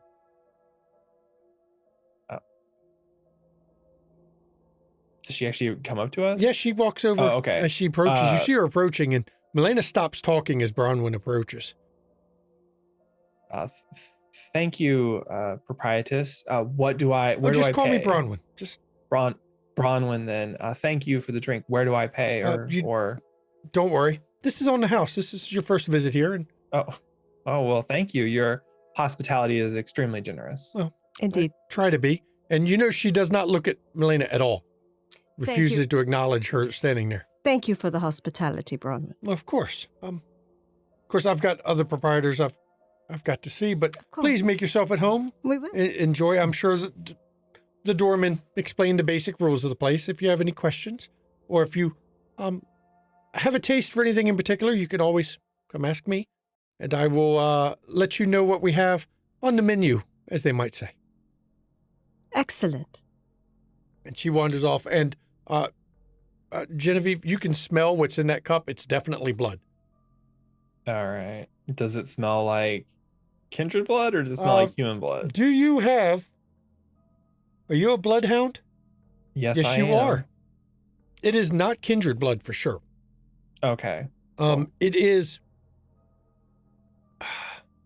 You think it might be Gould blood, though. There's a hint of kindred in it somewhere, but a very weak hint of it. You suspect Gould blood, and using your bloodhound ability, I will let you say there's no resonance, of course, because it's not in the body, but you can smell it came from somebody probably, you would guess, mid-20s. It's got a very young and vital smell to it. Interesting. Quite warm, too. It's not cold. She either keeps it warmed or has a way to keep it fresh. Genevieve's going to kind of swirl it in the cup it's in. She's not drinking right now. She's kind of, I don't know. She felt like it was necessary to accept the blood for some reason. So as soon as Bronwyn walks off, Milena looks over. She quite literally has pretty much any taste you might have. It's actually uncanny. I know that's why a number of people come here for the unique tastes, and I know it's going to be weird. Just bear me out on this. She schedules wine tastings once a month.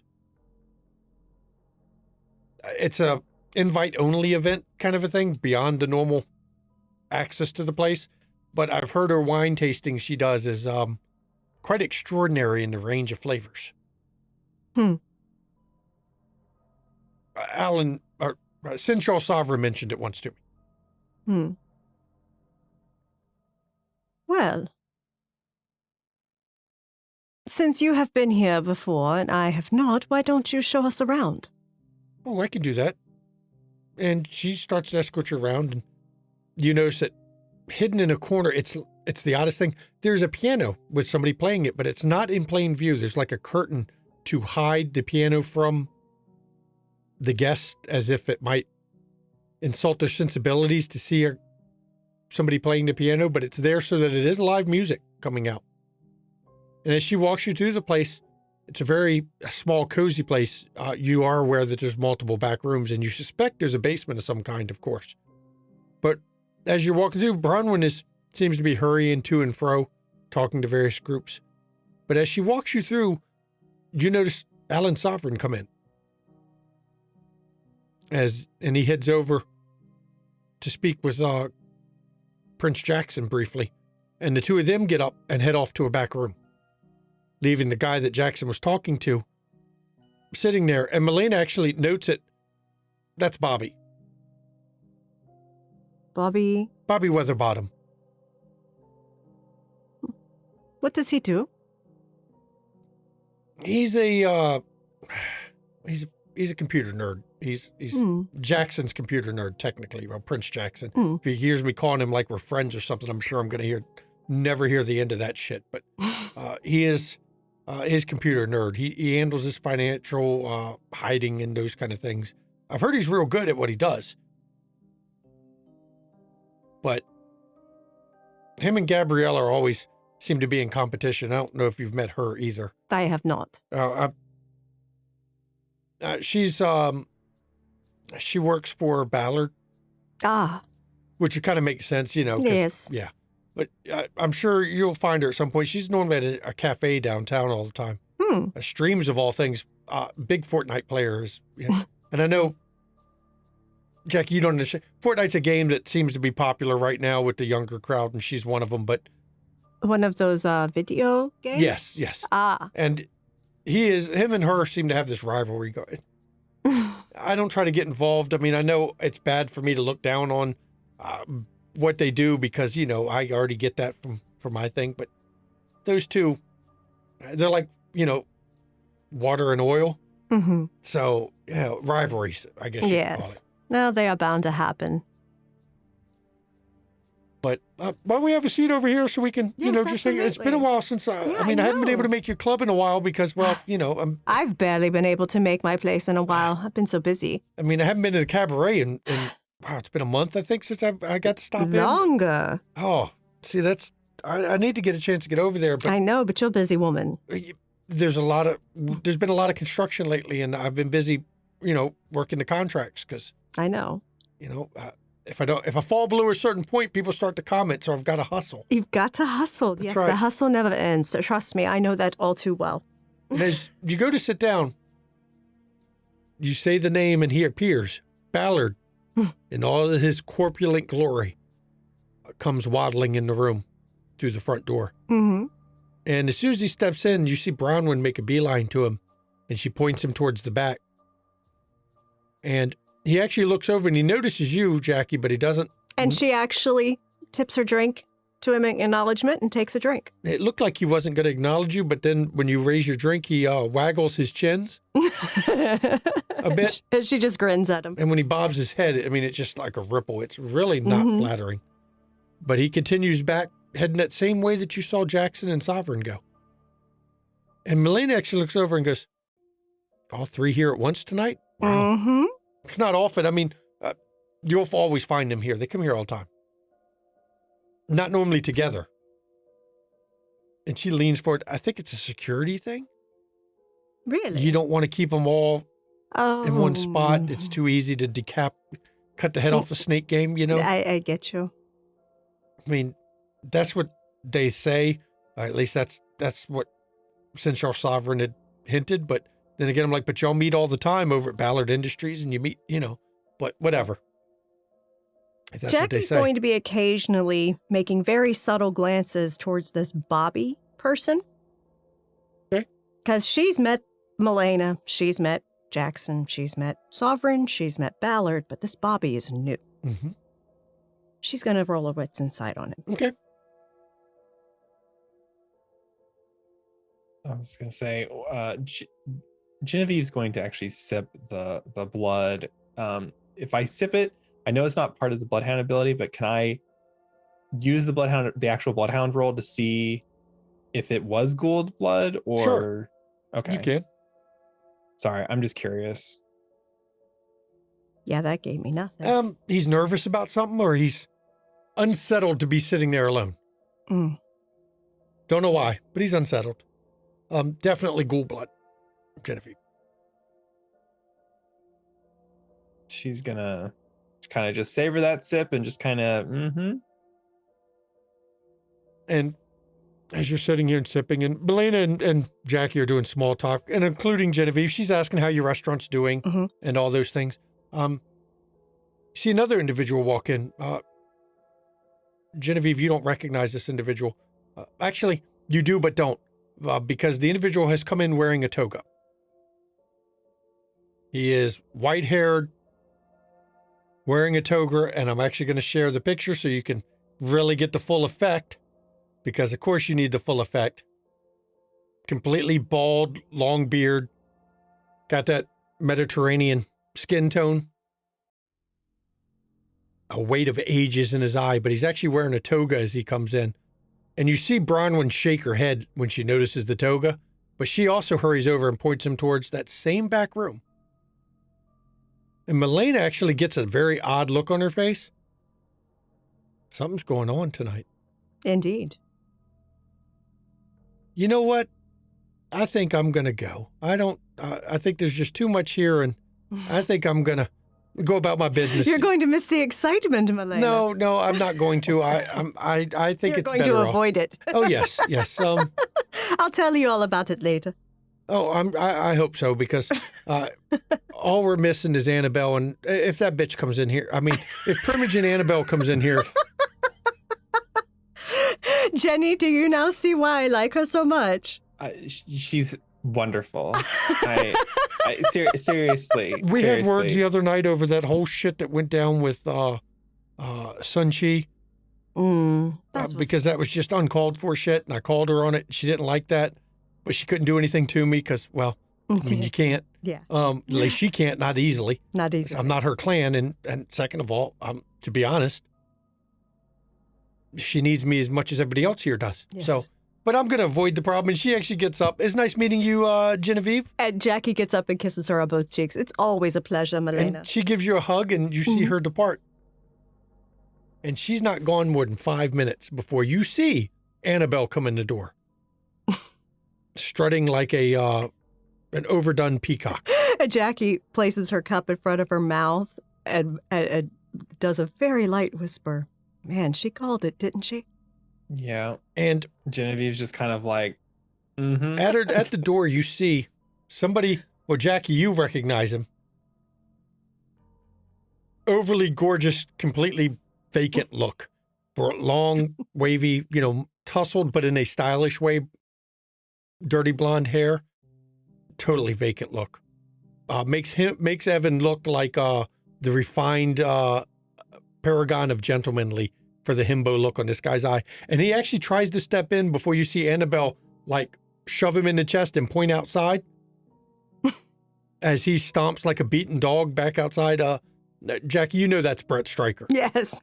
Yes, he's not allowed in the club with the adults. Yeah, but Jackie ain't saying shit until Annabelle goes back in the back room. And you see Bronwyn come over to Annabelle. They talk briefly, and actually you see Annabelle kiss Bronwyn on each cheek before Annabelle also heads to this back room.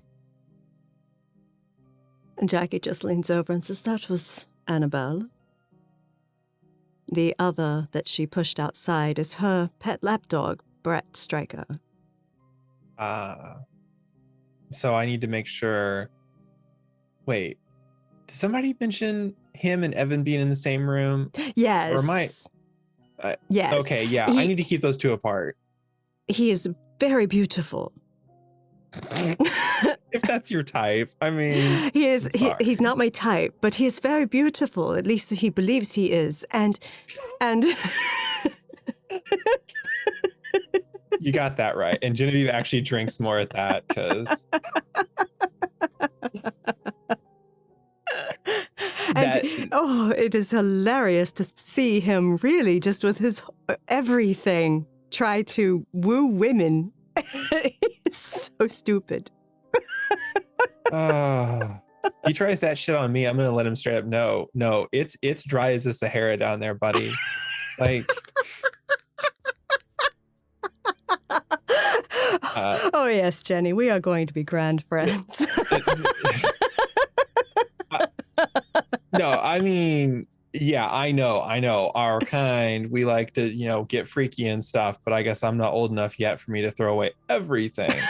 And Stooping to the level of Mr. Stryker over there seems like that's a hard no on my end. So You both are shocked right mid-sentence by who steps in the room next. Khadija Al-Kindi comes in. Looking, well, every ounce that she did the last time, where she's not wearing anything fancy, but the wealth just oozes off her without actually showing any wealth.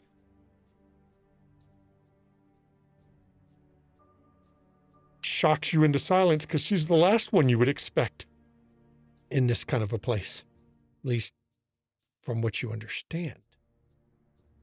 But as she comes in, she casually looks over and sees the two of you, but doesn't acknowledge you at all.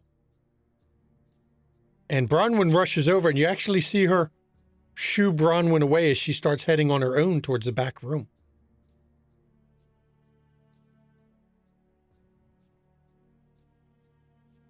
what the? All right. Well, I definitely owe. I don't know. I owe Evan something because I'm pretty sure he won the bet on you know who and the toga. Wow. You were not lying. I wasn't lying. Uh I am fully capable of lying, but I prefer not to when I no. can. I believed you. I just didn't realize I was going to see Yeah. Oh, yes. And that. remember when I said he liked to wear that? Yeah. There's Real. something going on. There's something going on. And she's going to glance one more time at Bobby. Yep. Is he doing anything different? He's even more nervous now. He's closing up his laptop, shoving it in a bag as if he's about to jet. Jackie's going to intercept him. Okay. Oh, sorry. That was a wit's insight on Bobby. 6 with a crit. Impressive. If Jackie's going to do one more, she can as well. You know what? I will. This time I want to do a desire and check on him because he's obviously wanting to do something. Mm-hmm. So. You get your specialty. Yeah. 6 with a crit. That's actually impressive on 6 dice. 7 with a crit on Jackie. Holy shit. For Jenny, who's doesn't have the specialty of desire, he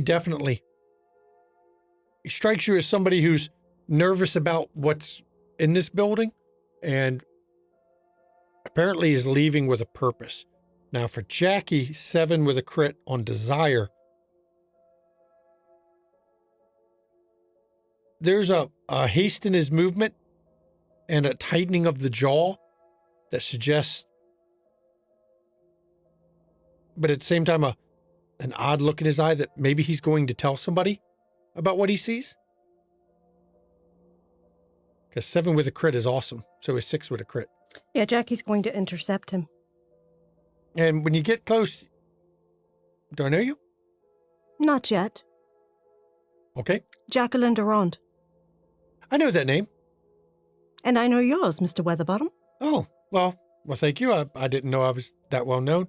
And he actually, based on your successes, his eyes cut to you, Jenny, and there's a hardening at the edge. As if he may know you somehow, but you don't know how. Apologies. I am Genevieve Schutz. Nice to make your acquaintance, Mr. Weatherbottom. And it definitely hardens more at the edge at that one. What a strange look you give, my friend. It's reminding me of somebody. It's no big deal. No big deal. You have somewhere to be urgently. Yes, I've actually got I forgot. I got I've got a kind of a thing, and you can tell he's nervous. I've got business I got to take care of. I'm actually late for a meeting, so I've got to go take care of that. Since my business here is done. Of course, I need to get out of here. I'm sorry. It's nice to meet you, ladies, but yeah, I've got to go. Give my regards to whoever you're reporting to. And she turns and walks to the bar. And he kind of stammers a bit as you do that. But I'm, and then he just kind of shuffles out.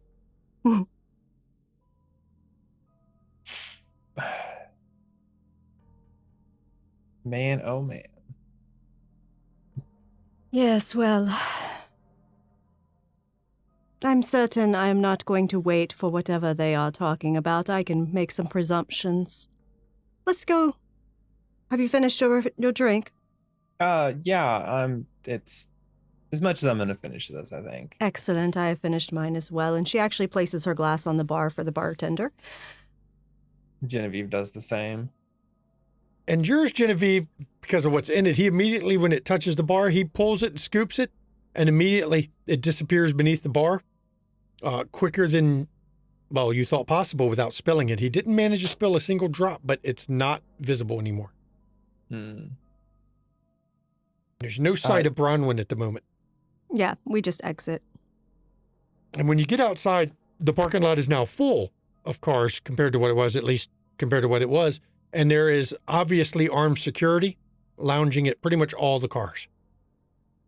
And Etienne, as soon as you come out of the building, he opens the door to let you in. And once you all get in, he sits down. Ma'am, there's a lot of firepower. Of course there is. Of course there is. A number of the Primogen Council are in there now in a private meeting with the Prince, the Seneschal, the former Ventru Primogen, and the representative of the Banu Hakim. I recognize some of them, but ma'am, sorry to be rude here. Did I see a toga? Yes, you did. Okay, ma'am. Thank you. Yes, you did. Just making sure, ma'am. Yes. Where to? Well, I suggest... You know what, Jenny? I know a place in Boys Town where we can have some real fun tonight. Hell yeah. Also, not to dampen the mood, but I have a suspicion of what's going on. So... Oh, tell me more. And as Etienne drives off, I'll leave the scene too. Jackie and Jenny. So... While Fiorenza may give me advice and favors at times, it's more like I'm working for her. Of course. I think that's the classic Ventru trick. They tell you they're going to help you, and sorry, no offense, but they're going to help you, and then all of a sudden, it is the more known one. A lot of my clan does that. I try not to be that way as best as I can, but sometimes the blood does what it does. But yes, I know. Like I said, you've been nothing but wonderful, and I didn't want to lump you in. No. She had me reporting to her about Rosa, Primogen Hernandez, and I'm pretty sure she's maneuvering from her side of things to have Primogen Hernandez removed. But that's all I know. But she seemed very interested in the current politicking of the city, which there's only really one thing I could think of that would get Rosa removed. Just a second. Didn't Fiorenza mentioned that there was something going on with the Lupine War when she called me? It seemed Jackson had solved the problem. Yeah, about that. Apparently, according to sources, Jackson has solved the Lupine problem, which I'm pretty sure means he's not going to war with them. Excellent. Yes. Exactly. Rosa will, if she hasn't already, lose her mind and lose her position. And yes, yes. Yeah. But what was very interesting tonight was not necessarily who was there. It was who was not there. Well, Rosa, I don't know the other Of course Primogens. not Rosa. If she's on the outs, she's on the outs. But the Norse Primogen, Khalid. Okay, that's strange. You always keep the Nos friendly. Exactly. Of course, there is no Malkavian Primogen. Not presently.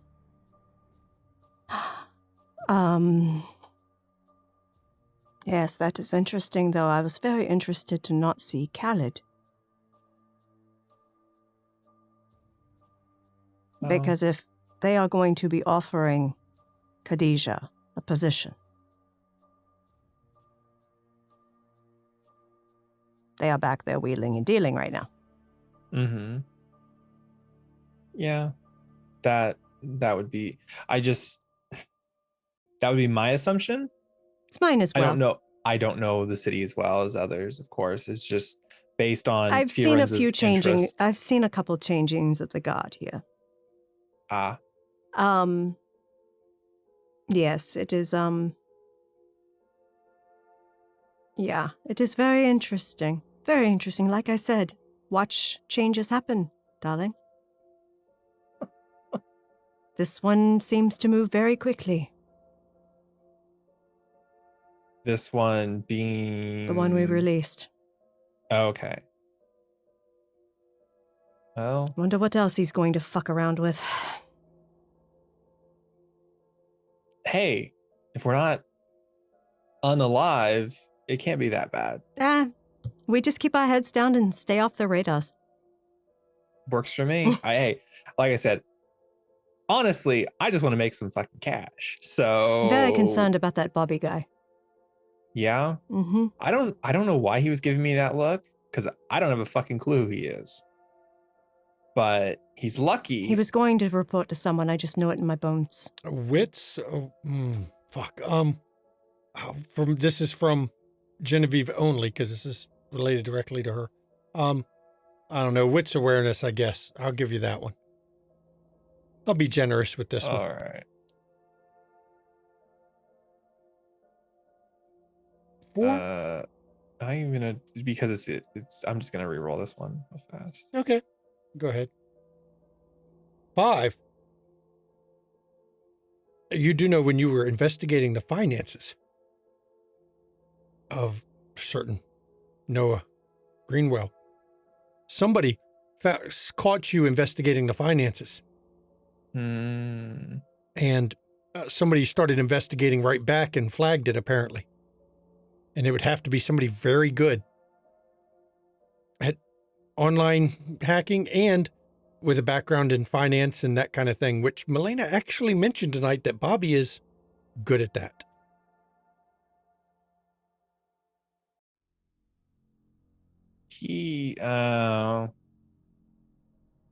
Yeah. You have something?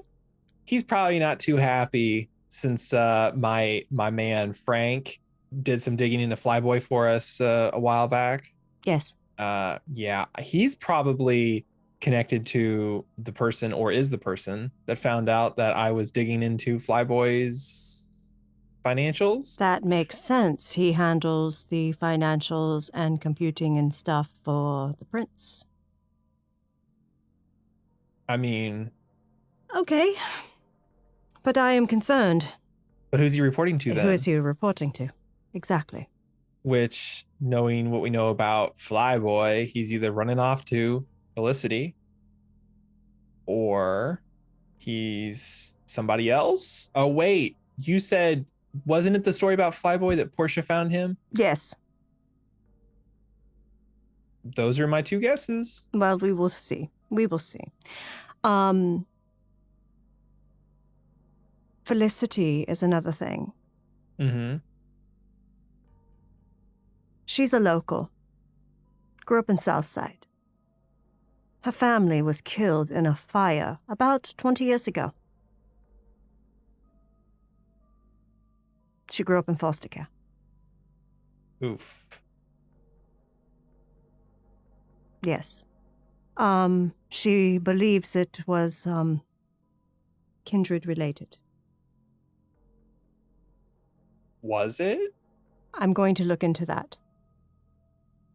But that is some motivator why she's working with the Second Inquisition. They are doing things about her finances which could be leverage for us. But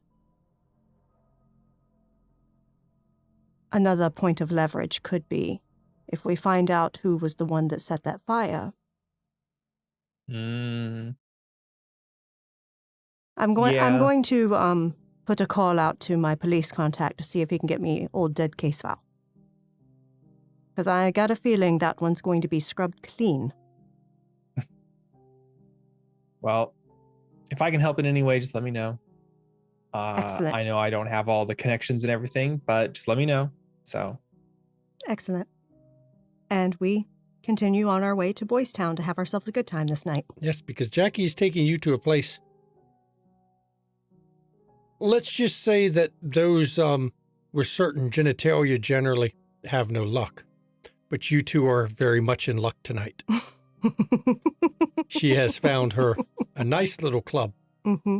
that she thinks both of you will have a very good time. Mm-hmm. This is where we're going to end. Episode 9 of Season 4. One left until we get to the season finale, which will be next week, everyone. Be ready for it. Because, yeah, some stuff's happening. Now, the viewer vote. Let me pull up the viewer vote because my wife told me beforehand what the viewer vote results were, but my dumbass is very good at not remembering. So I'm going to pull this up because, of course, it's my turn to not remember anything. So, we are going to go Jackie and Lamar get the viewer vote this week. Jackie had 14 votes. Lamar had 11. So I'm giving them the viewer vote. Please pop onto the Discord. Vote for who gets the viewer vote. This is your way to influence the story directly. Giving XP to players helps them out. And this is an XP-starved game, and it shows the players that you like what they're doing. You can vote for any reason. Pop up, even if you just like, as I've said before, even if you just like Genevieve's hair, vote for her. Do it. It's up to you. It's for any reason at all. If you like that Lamar drip, vote for Lamar because Lamar's got that drip. We've already established it. But please go ahead and vote. We love the engagement. And the more people that vote, the more chances of me giving everyone XP, to be honest. Eventually, somebody's going to figure out the criteria I have now for everyone XP, and then that's going to get ruined too, and I have to come up with a new way. But please just pop over to Discord. Go ahead and vote. If you like what we're doing here, you can subscribe here on Twitch. Give us a follow. If you're watching on YouTube, give us a subscribe there. It's free. If you have Amazon Prime, you get one free subscription a month. You could give it to us. It's up to you.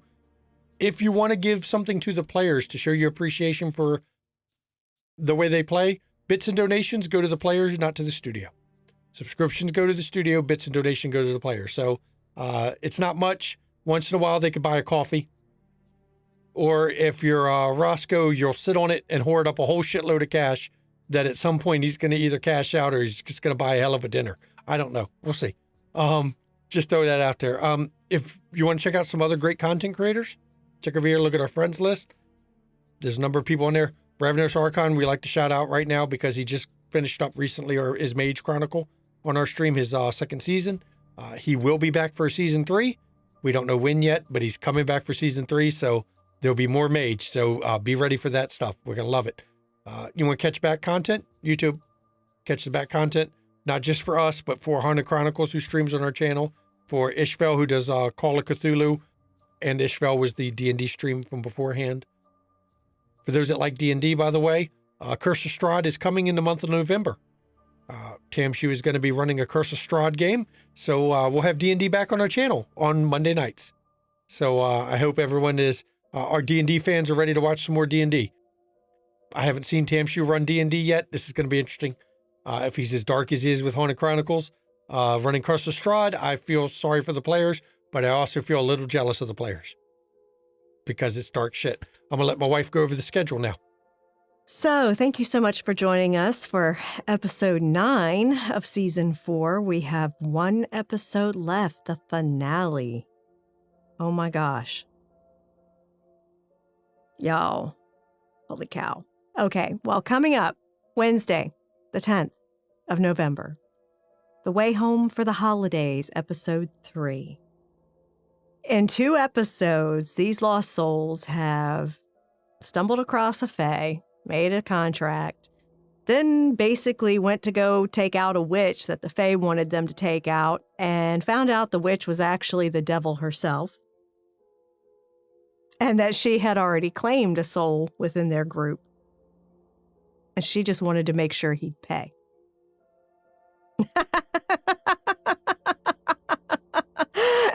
Join us for episode 3, because at the end of that second session, some folks were a little bit prone to despair. And the look on everyone's face when the goat revealed itself to be a talking goat was fucking just hilarious. I died. I thought that was hilarious. They're like, wait a minute, did that goat just talk?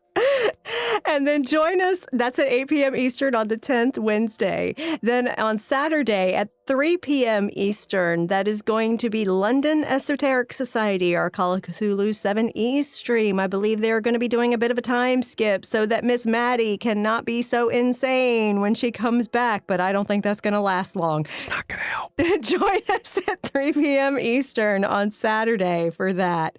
And then right back here, 5 p.m. Eastern on Sunday, the 14th of November, Season 4, Episode 10, the season finale of Windy City After Dark Season 4. And we will be doing a giveaway. We will be doing a giveaway of the V5 Sabbat book, Publisher's Edition, hardback.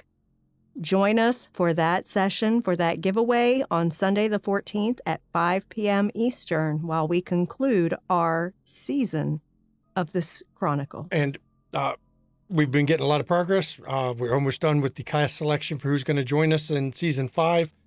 Can't wait. We had a lot of good applicants. Thank you to everyone who applied. I want to say that. It was tough. We had to cut half in the first round of interviews for it and auditions. It's a tight field, and we're sorry, we had to cut, but we don't have spots for everybody. So I'm hoping you'll see them in season 5, and once we figure out exactly who it is, cool. I'm trying to think anything else. No, other than mental health, everybody. It's not a joke. It's not a laughing matter. Please take mental health seriously. Check in on family, check in on friends, check in on loved ones. Please make sure they're okay, because a lot of people aren't. And a lot of people just need a friendly voice to be a lifeline for them. And if you do suffer from mental health issues like many of us do, and you don't feel you can reach out to those around you and you can't afford to go see a health professional because, well, this is America and insurance it sucks. There's numbers right now in chat over here. You can actually call or text 24 hours a day, 7 days a week. Someone will talk to you about what's going on and try to help you through it. And if you're one of our viewers who are not in the U.S., because we have a number of those, right now in chat, there's also a website you can go to that will actually show you the support lines in your country. Because mental health, everybody, is health. There's nothing wrong with having mental health issues. We all do, just like there's nothing wrong with health issues. So please take it just as seriously as you do your physical health. Mental health is the same damn thing, okay? And I'm going to turn this over to my wife before we in the stream here. Please, I'm Mama McStabber, Relandair, nicest mean nurse you'll ever meet.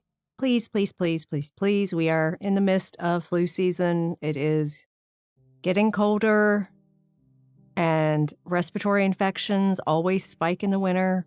Please, please, please, please go get your flu shots. Go get your COVID vaccines.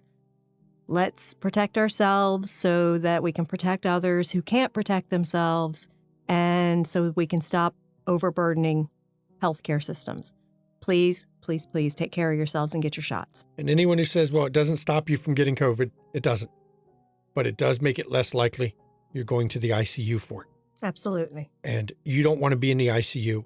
It's miserable. Your family cannot come see you. You just don't want to go that route. So anything that lessens... You can even find an ICU bed to take you. Yep. Anything that lessens the chance of being in the ICU, I think is a good idea, just so you know. And this is coming from someone who has massive anxiety if I step anywhere on the grounds of a hospital, just so you know this. Mm-hmm. Thank you, everyone, for coming. Please join us for the season finale next week, because, oh boy, everybody. Yeah, shit's happening. Good night. And safe hunting, bloodsuckers.